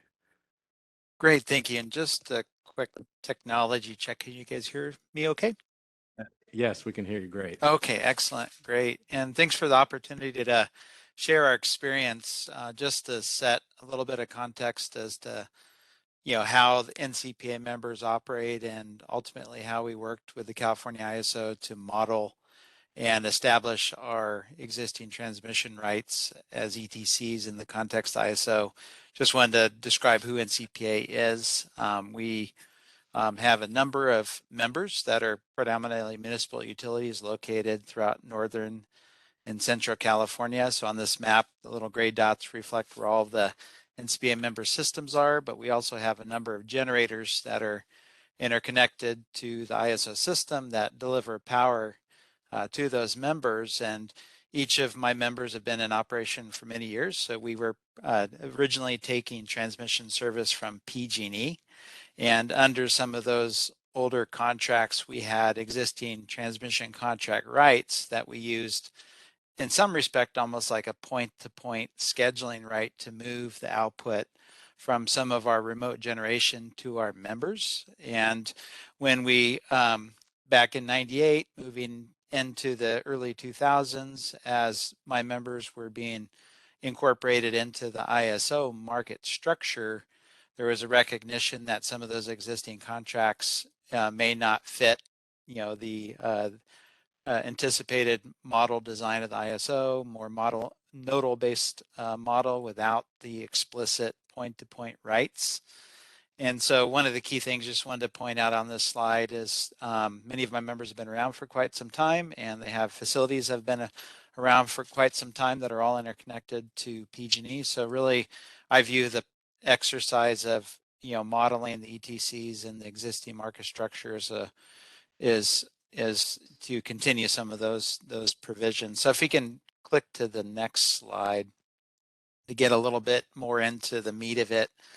This is an example of how one of NCPA's ETCs are modeled. We have both ETCs as well as a TOR right, but in this case, this is an example of a transmission right where my members can deliver power from resources that are physically located kind of in the southern part of the state, or we can import resources from the Northwest and effectively transfer that power across PG&E system to serve our load.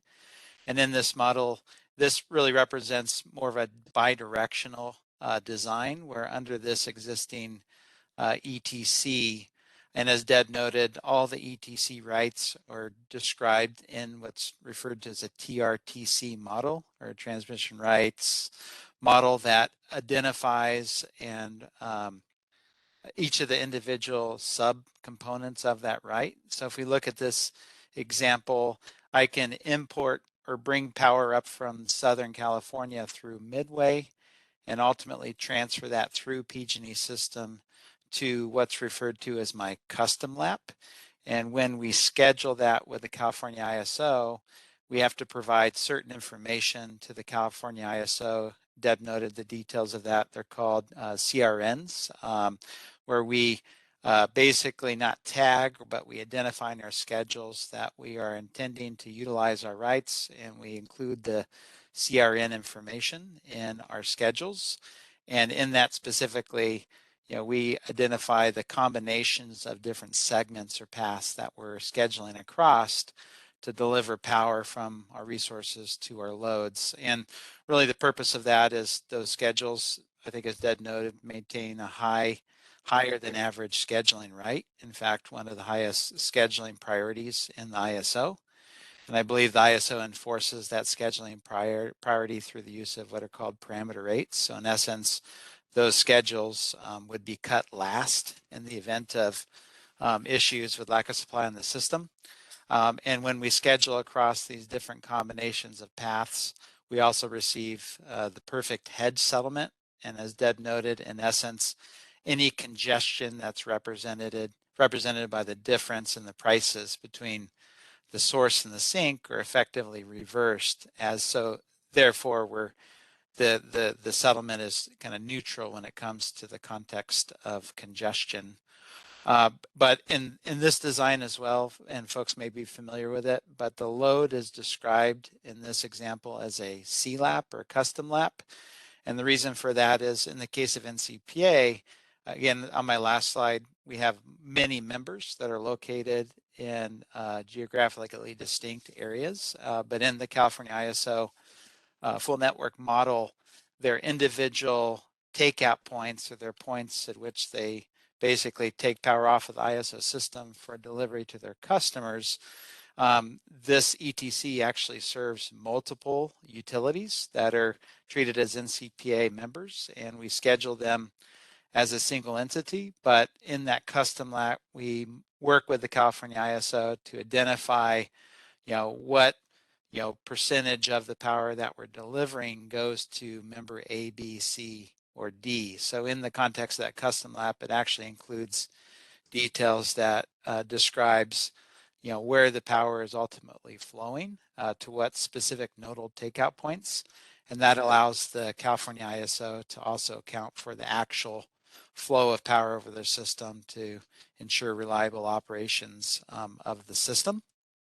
And again, in this particular example, it's a bidirectional right. So we can both deliver power from a resource to load, or deliver power technically from load if we have resources in that custom lap to a location in Southern California or out to the Northwest. One key distinction here is as far as the process of modeling this. Again, historically, this was treated as a point-to-point scheduling right, with the objective of kind of matching schedules under kind of a previous design. And so in the working with ISO, we had to find now nodal locations in the ISO's full network model that generally represented the proper sources and sinks. And so in this example, there's a big circle right in the middle that is describing that circle as Los Baños. And so when we import for example, schedule power from the south up to Northern California and then bring that power across PG&E's transmission system to our load. Again, when the ISO is calculating this concept of a perfect hedge, it's the difference between two pricing locations. So as we were working with the California ISO, Los Baños was identified as a logical representation of the boundary, arguably between PG&E and Edison in the context of this particular transmission right. And so when we schedule this, the congestion settlement is calculated between, for example, Los Baños and our load. And that's intended, again, to match the intent of the ETC, but also fit it within the nodal design of the ISO market. Maybe we can go to the next slide. This is another example of an ETC for one of NCPA's members, specifically BART, the transport system in the Bay Area. This ETC has since expired based on the contract term, but this is more of an example of a single or a one-directional ETC, again, matching the various sources of supply with the ultimate recipient, the load downstream. And the reason I highlighted this one is, I think as Deb noted, the ISO was modeling the characteristics of the underlying contract. Hey, Tony. Oh, yes. Tony, we're losing your audio. It's kind of cutting. I'm sorry. Yeah, Yasi, can you see if this is a speaker issue or a audio issue? Yeah, can you guys hear me now? I can hear you. It goes in and out from time to time, but I don't think there's anything we can do at the moment.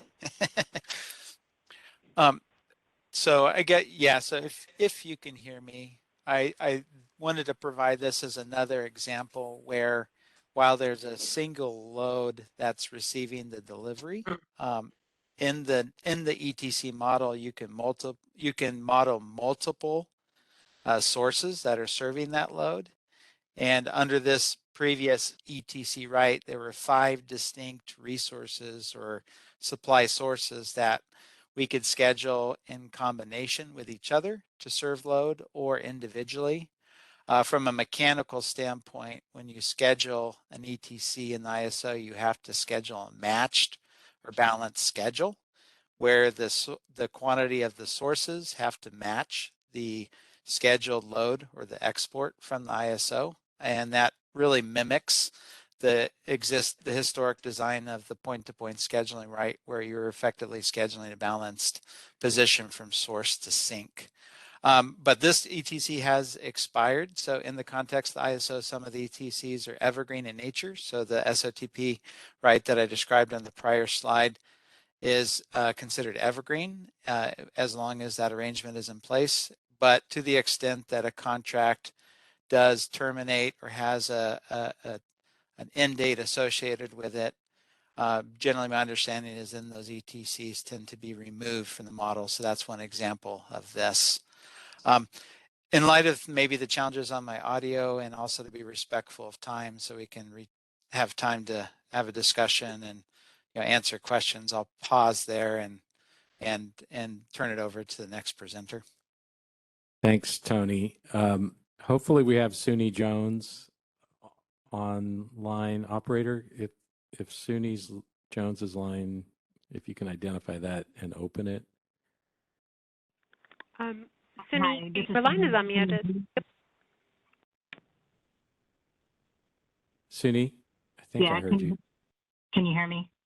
Yes, great. Okay, thank you. Okay, hi, my name is Suni Jones. I work for the San Francisco Public Utilities Commission, and I just want to give this first slide just shows an overview of our Hetch Hetchy power system. I want to give a little background of the PUC. The San Francisco Public Utilities Commission is a public agency of the City and County of San Francisco that provides water, wastewater, and electric power service to the city and additional 1.9 million customers within the 3 San Francisco Bay Area. And can we go to the next slide? Yes. So for many years, the SFPUC was under an existing transmission contract. However, that expired in 2015. At that time, we also used custom lapse as Deb and Tony have described. Since the expiration of the ETC, though, we no longer use the custom laps. What we do have left, though, are transmission owner rights from our point of delivery to Newark and our point of delivery to Warnerville. So we take advantage of those TORs when we schedule. We can actually choose which contract path we want to use depending on what's more economical. We also have interconnections at MID at Standiford and Turlock at Oakdale, and these were a result of some long-term power sales agreements between the districts that came out of this, the Raker Act and the decision for the city to be able to provide power to the districts. So this is our TRTC amount, but as I said, we no longer use the custom lap, and we only use the Newark, and actually the TID and the MID have also, they haven't expired, but they no longer take advantage of the energy that comes with that. So the only part of it that we still use are the contract rights between Newark and Warnerville, and we do use those and take advantage of it, and we get the congestion hedge when we schedule. Thanks, Suni. I just wanted to ask a question. I mean, this diagram looks pretty complicated. I know it's since been simplified a bit, but did you find it challenging to submit these balance schedules, source and sync balance schedule? It was at first, but then we got some good software people to come in, and they worked on the scheduling software. And what they did is they matched, they matched our self-schedule, our load and our generation, and they matched it to a contract ID. So when we submitted it, it just automatically, whatever the schedules were, the software matched the self-schedule, and that automatically assigned it to a contract ID. So once we got that taken care of, it was pretty simple and straightforward. And then to change the contract ID was pretty simple after that. But yeah, automating it made all the difference in the world, for sure. Okay, great. Thank you.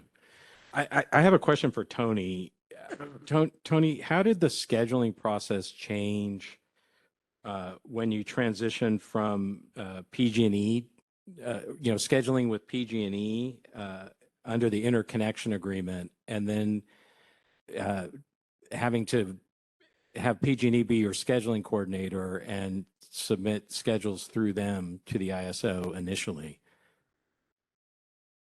I think, overall the transition was pretty straightforward. Obviously, the biggest challenge was coming up to speed from a technology perspective. I think, as Suni noted, there's a lot of infrastructure that's required to be effective and participate in ISO via software, connectivity, and otherwise. But once you kind of overcome some of those initial technical investment hurdles, in fact, it was actually probably easier because then you have an opportunity to kind of control your own destiny per se and schedule in alignment with your needs more timely. I think in the context of the ETCs, I think as Deb noted, technically in the case of NCPA, those contracts are between, say, NCPA and the participating transmission owner or operator. And then the ISO is in a position of effectively trying to, acknowledge and implement those rights, but they're not necessarily contracts between, say, NCPA and the California ISO. And so there is a level of coordination involved to the extent that, the rights need to be updated or modified to account for changes in supply or demand or otherwise, through kind of the contracting party. So in the case of NCPA, if we have updates to our ETCs, we have to coordinate that through PG&E.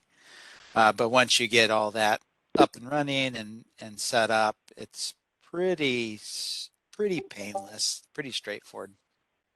Okay, thanks, Tony. And I had a question for Deb. The ISO tariff is very, very clear that the ISO doesn't get involved in interpreting the contracts or, getting involved in any disputes, at least directly. But, what you described, though, was, the ISO does participate in the discussion and seems to help facilitate getting these rights set up. So I guess the question for me to you is, is there a tension there? How do you manage that, or is it just making sure that it's not the CAISO who's being viewed as the judge of what the contract rights mean? Thanks, Doug, for the question. It ends up, similar to any contract negotiation, where you've got two parties that are in disagreement as to what the terms and conditions are. And just trying to facilitate, okay, here's what we need to know. Here's what you think. Here's what party A thinks. Here's what party B thinks. How are those terms, really defined in the contract? Can you both read them? And do you agree that that's how it actually reads? And they ultimately come to the conclusion that, oh no, you're right. I forgot about that sentence. Or, you're right. There's this other paragraph over here that overrides. So it's more just a facilitation role that we've played. We certainly do not play judge. Originally, the first general counsel that we had, Beth Emery, being a contracts person, I wanted to have copies of all the contracts. And she said, no, you can't have copies of the contracts because then we're going to be accused of actually going ahead and reading them and trying to determine what they say. So we actually have no copies of any of the contracts that any of the participating transmission owners have executed. We're not allowed to have them, and we don't. So it's up to the PTOs and the entity to determine what the directions are for us to implement it. Thank you. So I want to open it up. I have more questions, but if there's people in the room who have questions or online. Yeah, this is really good stuff. Anybody in the room, RIF liaisons, members of the public, anybody has any questions? I'm not seeing so far, so we'll go online. Yasi, is anybody online wanting to ask a question, please? Not at the moment. Okay, I have a follow-up question. I'm not sure if this will be for Suni or Tony or both, but initially PG&E was the scheduling coordinator for all of the existing contract rights. And I guess my question is, were there any particular challenges that were created by having to submit schedules through PG&E as your scheduling coordinator from a timing standpoint or, process standpoint? And what got better or worse once you took over the scheduling coordination responsibilities?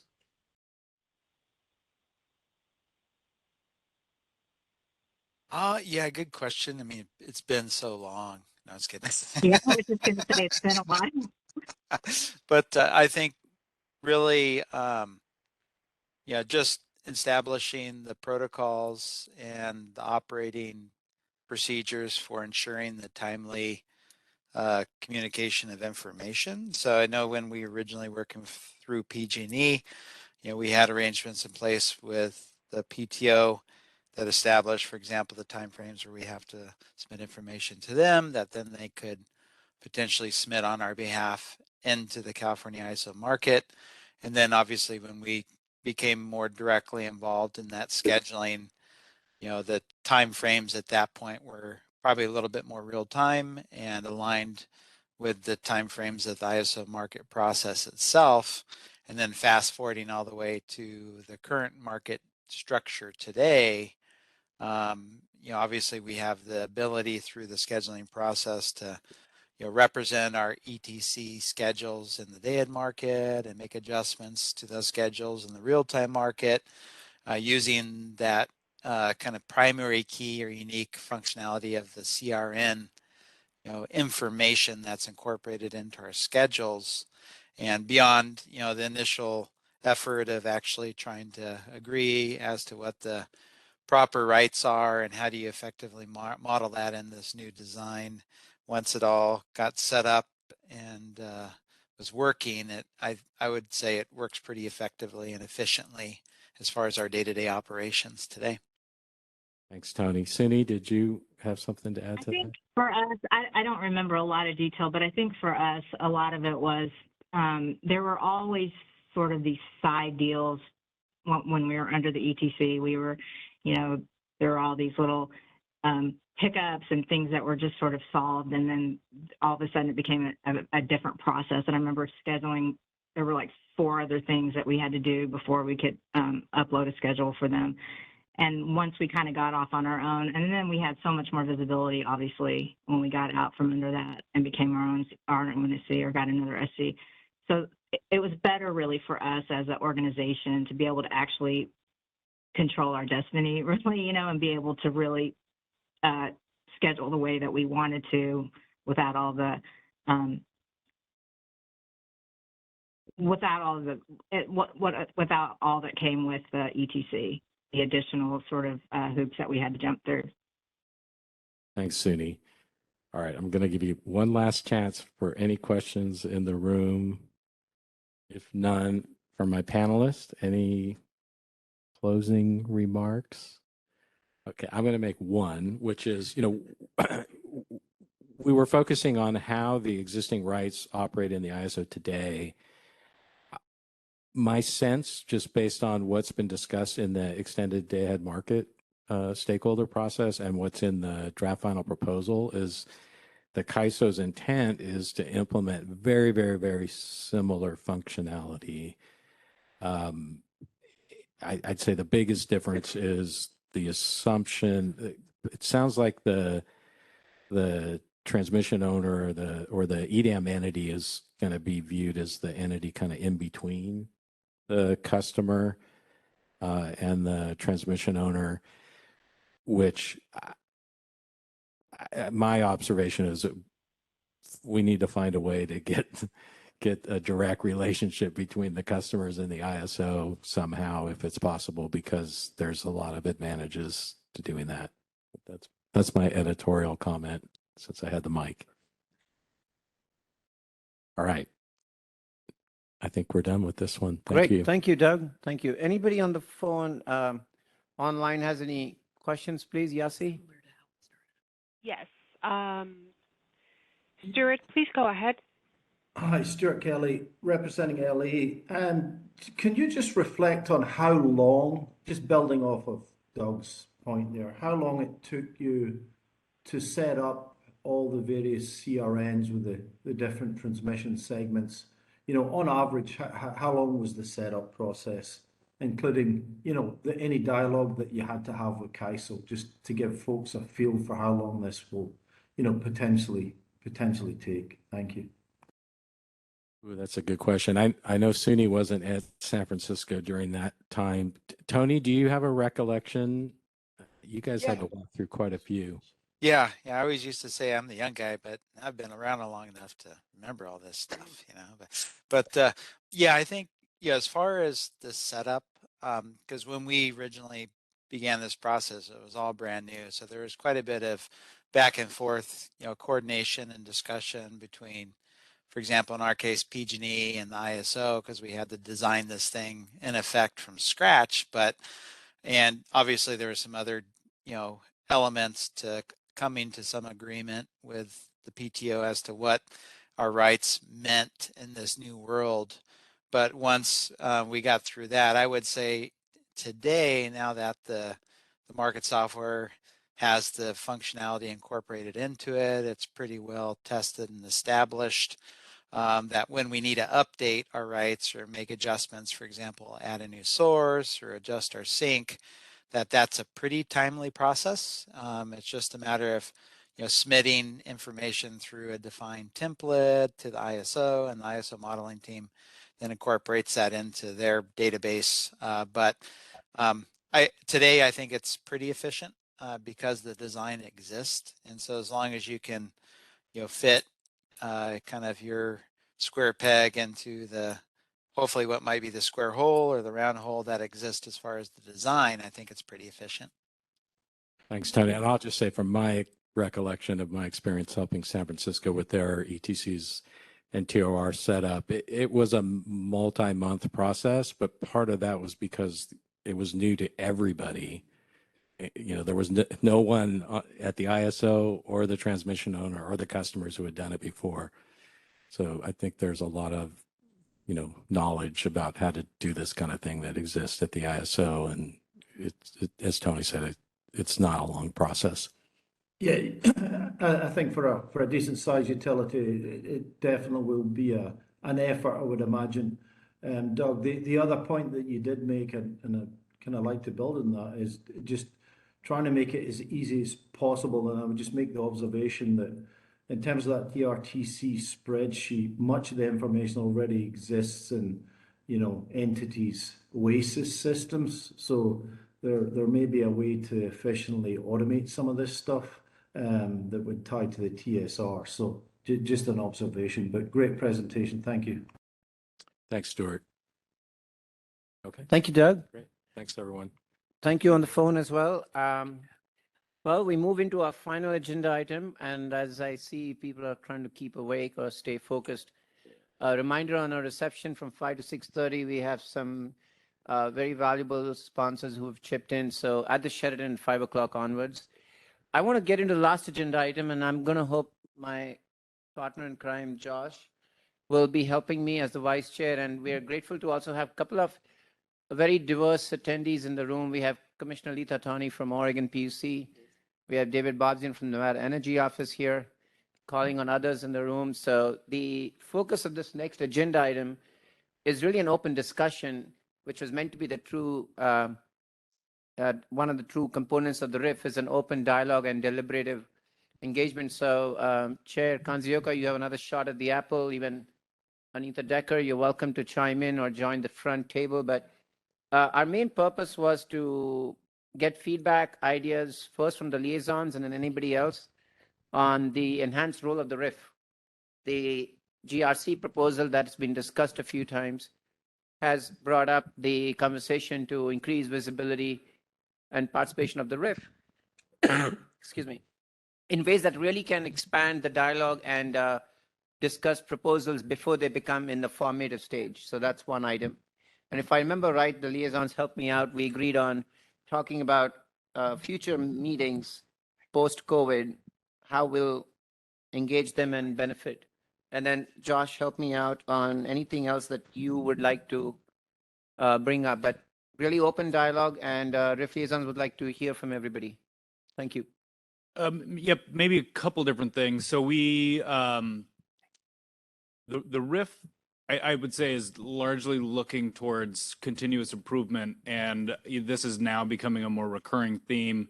We touched on how the RIF can be more effective at our last in-person meeting after the CREPC meeting. I don't know, in San Diego, yeah.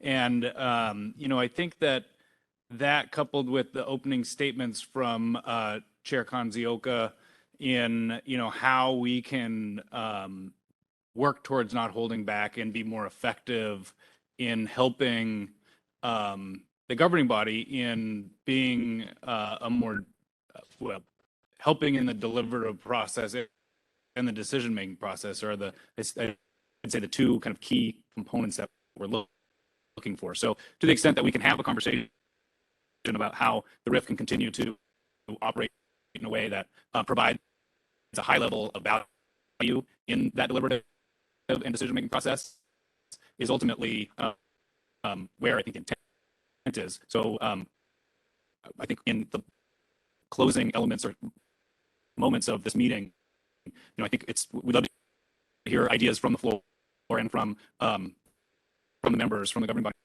members on what and how that looks. Right? We heard, like I said earlier, we heard from you earlier, how can we not hold back? I'd say there's a lot of opportunity there. It's now in the planning and the shaping. So that's one of the reasons I think we wanted to have this conversation, and knowing that it may be a bigger conversation, especially right before where we all go out to have some drinks and get out of this room. I think that is the intent. We'd love to hear from folks in the room as well as from the body. Who wants to go first? Totally, it's a free country. raise your hand. Yeah. I'll kick it off. So Rob mentioned, Member Konjolka mentioned, Chair Konjolka, that the governing body would like, similar to the way the BOSR will formulate an opinion and submit comments on substantive issues, having the RIF do something like that. And we've discussed that among the liaisons. So there's a couple of logistical challenges that are different from the BOSR. If you think about the diversity on the BOSR, that's a group of regulators. Granted, they come from different states with different interests, but they all sit in the same function. So we have a dual challenge that each of us represents a sector. So there's diversity of views within our sectors that we would have to align, right, to find a consensus that we can represent as a view of our sector. And then as a group of liaisons, we represent different sectors that come from different parts of the market and have different perspectives. And so just logistically, for the RIF to prepare a set of comments, vet it with our membership, and submit it in a timely fashion is going to be very challenging, right? Because we have to go through that dual vetting process, review process, both within our sectors and with our membership on the liaison group across sectors. So I was curious, from the three of you perhaps that are sitting there, is there a way that you would see us being able to provide that feedback in a timely fashion? Does it have to be at the end of the process when comments are formally submitted, or would you prefer to hear from us upstream sometime during the policy development, which stakeholder process, which can be a year plus in some cases? What's your vision of how that functions? And for those online, we have in the room governing body member Andy Campbell as well, who's joined. So just for situational awareness. But please. Thank you. Yeah, I want to point out that I am being joined by member Andy Campbell and Anita Decker. So we have three governing body members here. As a reminder, due to quorum limitations, we cannot have additional members present in the RIF meeting at this point. So, Matt, you've raised some really good questions, and I'll go first, and I'll let Anita and Andy provide their perspectives. And again, as a reminder, we have independent perspectives here, and so we may not share the same things. So one is I think that RIF, much like the BOSR, has the challenges in looking at what you might want to opine on and provide input on. I will say the BOSR doesn't provide input and opinions on everything. They limit what they do. Many cases, they also advise that there was not consensus. And so they were not opining on something. And they are able to state, where they did. And in other cases, they provide feedback on the range of issues that they're seeing. And so they might provide opposing perspectives, but at least it is communicating what they saw as the perspectives that were coming from their respective states, recognizing that not all 10 states agree upon everything all the time. So I think one of your last points I thought was excellent, and that is once some of these initiatives have worked through the process, and you're talking maybe 6 months, a year, maybe 2 years or 3 years, things have gotten to a point to where there's not much movement, and it's either a yes or no. And many times, providing perspectives earlier on in the process helps drive where it gets shaped. And especially from a RIF perspective, I think there could be a lot of value there.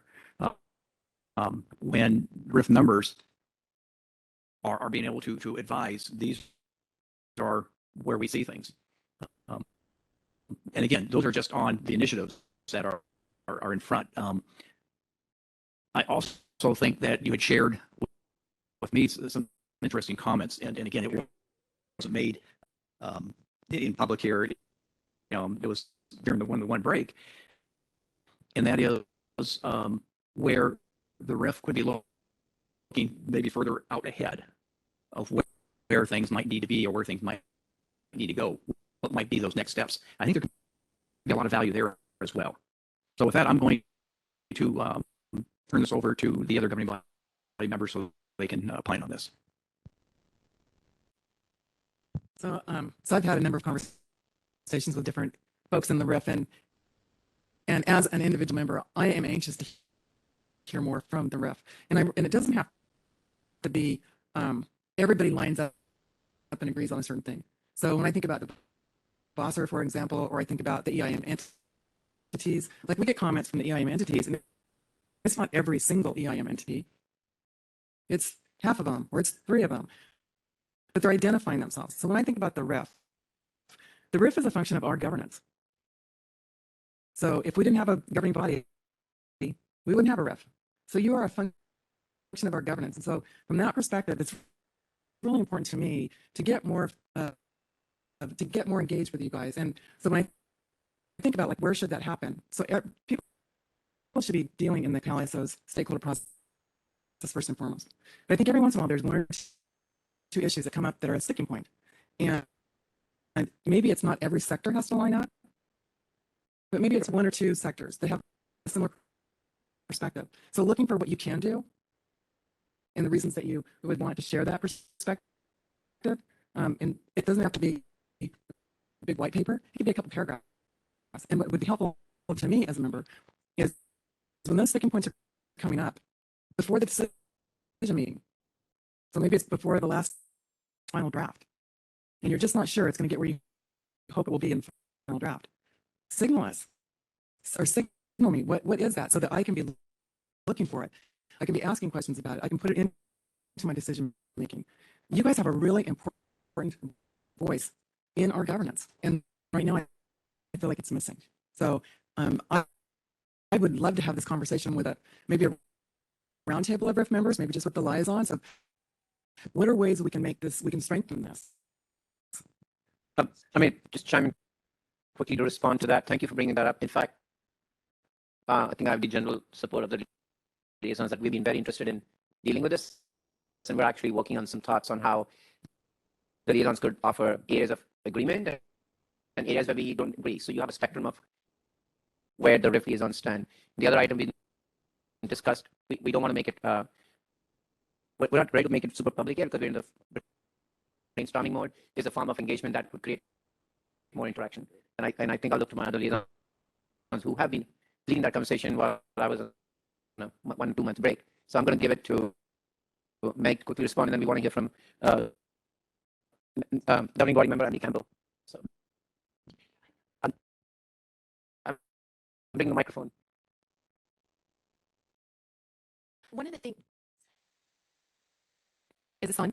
One of the things we've been talking about as a liaison group is some of the proposals in the GRC's latest paper. And those of us who've been working on this as part of the liaison group have focused on sort of 3 elements of the GRC proposal. One, there is a proposal that the RIF hosts an annual roundtable as part of the policy roadmap to aid the CAISO in establishing priorities for discretionary initiatives among the liaison group. And I think that this has been socialized among the individual sectors in sort of different ways at this point, but I think the liaison group is supportive of that process. And so as a little bit of the test case in how we might comment on active initiatives, we're working on a set of comments on the GRC proposal. We're hoping to submit that in accordance with the GRC's deadline, which I think is November 18th. But because this is a new process for the RIF liaison group, we may need a little bit longer. We're hoping to make our comments useful to the GRC, but we're also exploring a process for how we might comment on initiatives going forward. I think for the liaison group, we're eager to to get the process moving of how we may better implement some of the changes to the RIF's authorities under the GRC Phase 2 process. And so again, our comments that we're in the process of putting together is a little bit of a test case for that. So it's a work in progress, and I think we're eager for feedback from the governing body, from the CAISO, and from stakeholders as to what that may look like going forward. That's great. Anything, Vijay? No, this is perfect. We'll go to Emily Campbell, and then I'd like to give Pam Shporberg, please. Thank you. A couple of comments, and I'll preface this with being still the new guy and very much observing the RIF and how the RIF engages with the broader stakeholder process, with the governance, the decision-making process. Very encouraged to hear there's some hard work going on right now to try to do sort of a first of this kind of a consensus sort of effort. Governance sounds like an excellent topic area. I certainly appreciate it on any policy issue. It's going to be much more challenging, multidimensional challenges, as we were just hearing. But I will reiterate, I think I believe it sounds like Chair Kanzioka said earlier, through that hard effort comes a result that will carry a lot of weight. I mean, Basra comments, I'm amazed that they come to any consensus comments in some ways, just having worked in the state regulatory world and just knowing the disparate points of view. And that, I mean, but they do, and that's given a tremendous amount of weight.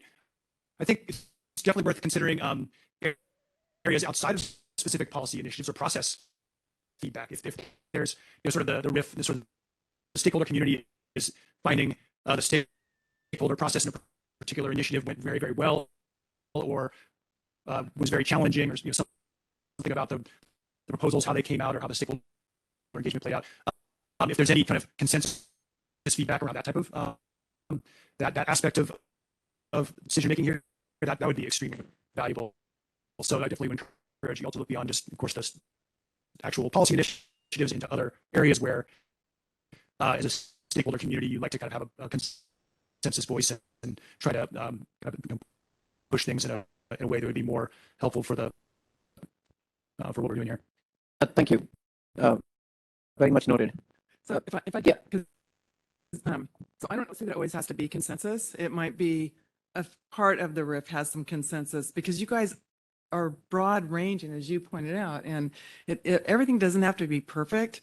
But I think there are places where it might be one or two things. Again, it's not a whole basket full of things. It's one or two kind of crisp things where there's enough concern and some consensus across some sectors that you think this is where we really want to weigh into the governing body. Thank you. We are thankfully taking notes, so we're hearing you verbally and also making notes of these suggestions or ideas. We'll go to Pam Shporberg, former chair of the RIF and now on the EIM-GRC. Then we'll go to Lindsay after that, please. Thank you, Vijay. I appreciate the opportunity to share some thoughts here. And I just wanted to really take a step back and really talk about where the RIF originated and some of the challenges that I recognize this group has in really embracing the new authority and opportunity that was given to this body under the GRC's first set of recommendations. And I think if you think about ISO stakeholder participation and continuum, the RIF is really at the one end of this continuum. We have an informal stakeholder body that is really education focused and bringing awareness to the ISO and the governing body around different stakeholder initiatives. And on the other hand, you have the more formalized voting structures with mandatory stakeholder, percentage allocations and voting rights that really gets challenging and tangled on the other far end. And I think the RIF was originally created in this informal way, very intentionally.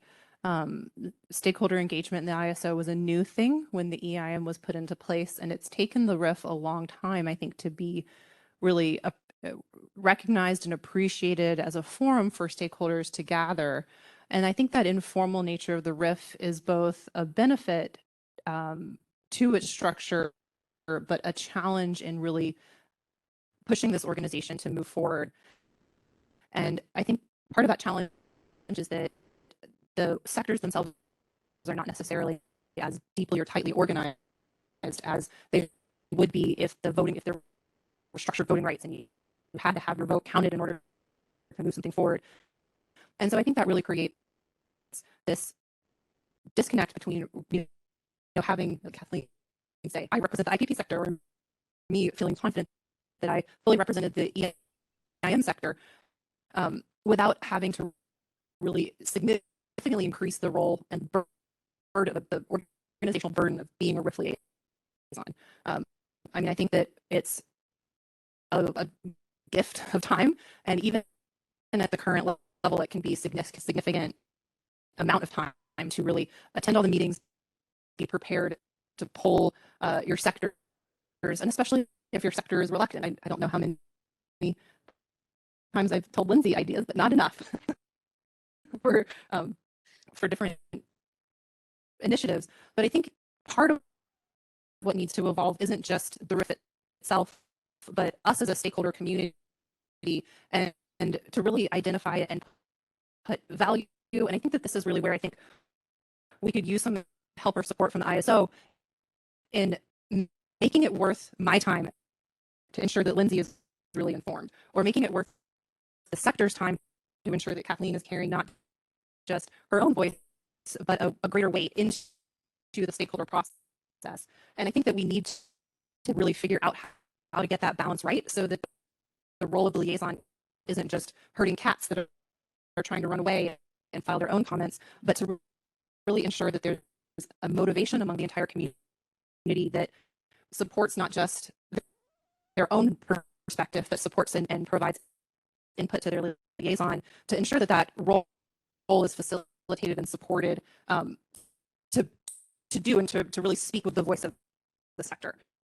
So I think that there's an opportunity here, but I just want to recognize that there needs to be that enhanced value, and especially we're asking our liaison community around the table to take like a 5 or a 10 hour a month job and turn it into maybe a 25 or 30 hour a month job, and that's really a tough ask.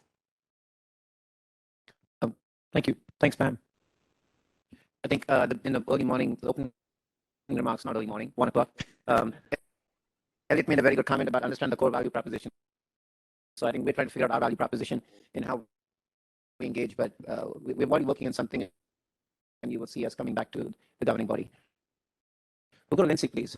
Okay, I had a question, I guess, about, again, going back to your vision. I was wondering, in lieu of comments, if we can't get that, I guess, consensus among our groups, I was wondering if it would be helpful during the stakeholder process to utilize this forum to really discuss and talk about where we're diverging, and if that would be helpful in trying to see a path forward. I think while Chair Kanziuka is getting his thoughts organized to speak, I'm going to also have Tony go next. Tony Brown, please. Well, the interesting comment, and I appreciate that, because always trying to tie the threads together is always a challenge. And I mentioned before that we are still in the process of bringing a market expert on board and getting that process worked out. And if you think about where we are with that, it provides opportunities. Hearing early from the RIF on, let's say, a particular subject and the range of issues or the spectrum of issues, and however it gets defined, it could help us on what we might ask the market expert to do for us. And as we prioritize where we need that market expert, it flows into that part of the equation. I think the other part of that is it starts opening up a dialogue. And I think there's value in there. And it goes back to what I think Matt had said before. I think earlier is better than later, from that perspective. So let's clarify that what you proposed. So were you suggesting that the governing body would be in attendance in a roundtable, or were you saying the RIF members would be together in a roundtable to kind of have your discussion about where are we? So we would use. So I guess what I was thinking is we would utilize one of these meetings, or maybe we'd always have something that is currently being stakeholdered in the process, that is contentious and that there's a wide array of different viewpoints, and we make it a point to have, I guess, we make a point to have all of those views heard in one, and I don't know, in a meeting or something. And I haven't really thought it out all through, but I'm just kind of snowballing here. So, and I was just trying to understand again, is that would the intent be that governing body members were there? But I think you guys doing that among yourselves is absolutely critical to, like, again, maybe it's not, maybe out of the 6 sectors or 8 sectors, there's 4 that want to go one way, 3 really don't care. And so the 4 that want to make a comment or want to point something out, I think that's still important feedback, and that we should be available. But so that's where you guys might have that conversation, and then someone provides, pick your chairman or whoever to provide it to us. I was trying to distinguish between that kind of a forum versus we're there at the forum as well, because you guys only meet 4 times a year.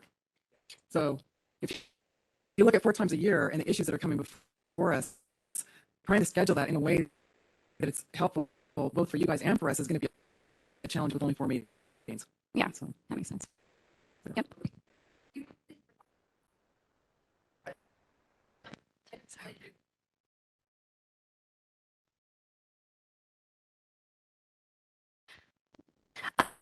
Thank you, and thank you for the ability to respond. I think these are really good questions.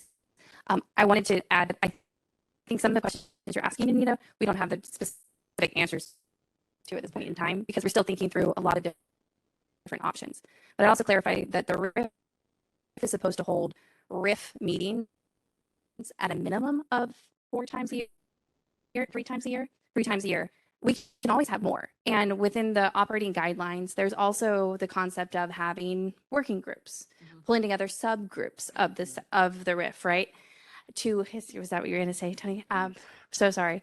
But there's a lot of there are different options within the guidelines. So I think that part of what I really liked that Lindsay was asking, and what I heard in it at least, was, what do you think about this one option? But I don't think it has to be a static format.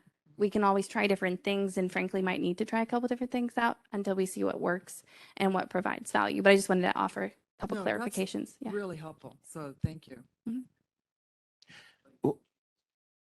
Tony Braun, I was involved in the RIF in the formation, and I believe I was the first chair, but I can't remember it so long ago. So I'm really heartened to hear that we're going to get comments on the GRC. I think the only way that these things are going to get sorted out is if you do them and you figure out what's good about that effort and what's bad, and you just take that forward. So one of the things I would like to have the RIF consider is less focused on vote counting. Oh, you got 4 people over here and 3 people on here, but more in terms of synthesizing the issues and the positions in a manner that helps the governing body and the board make decisions. Because I don't think it'll be just the governing body in going forward. When I listened to Dr. Bushnell describe market issues, he just crystallizes things so well, and it really helps you contextualize things and understand the pros and cons. And so I think the RIF, with all the subject matter experts that are on the RIF, could serve that purpose and be less worried about whether they were, getting a consensus and a minority versus a majority and things like that. Maybe we'll get there at some point in time, but maybe as an initial step. And then, I think that's more impactful than having just a series of stakeholders come up with disparate views. And I also think those series of stakeholders with the are going to have to look around and say, oh, I might not have a very strong voice in this if I don't sort of get with the program, with what's going on in the stakeholder process. So I think that would be helpful. I would find it helpful as a decision maker. Thank you, Tony. This is all very helpful. Very valuable listening session in a way for the liaisons as well, and a lot of questions out. So I think we have enough to talk in our December coordination call. I do want, I think we're closing up here. I do want to thank you all for giving time, and Elliot and the governing body members, thank you for giving time and attending the whole day to the best you could. So appreciate your presence here. Yukili, conveying what you're requesting is being engaged by being physically present as well. So that's very thoughtful. Stacy, or I do want to thank the CalISO team and staff for all your help and support. Stacy, do you have anything closing to share? Okay, great. At this point, we're going to end this meeting. I do want to thank everybody in the room for being here and all online. Thanks to the event staff for helping manage this meeting. On the screen, you will see the reception, third and final time announcing. I think I just got news from the sponsors that they would like to increase the entry fee to $50. I'm kidding. A big thank you to the sponsors on the screen. And we're closing out a year with 4 RIF meetings over the 3 minimum. And we've done a range of topics this year. So I really want to give a big thank you to the RIF liaisons, my team members, for supporting me and helping me take this role. And I appreciate 2 years ago, Pam reaching out to me and starting to convince me to take on this role.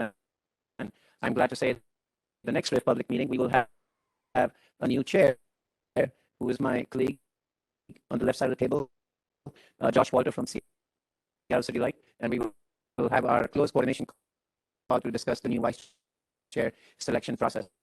So I'm excited to host the next meeting where I relieve my duties and represent the public interest sector again. But this has been a pleasure, and I thank you all for being here. And a really big thank you to CalISO staff for putting this right before the symposium. I know it must have taken away some time and energy and resources, but thank you all.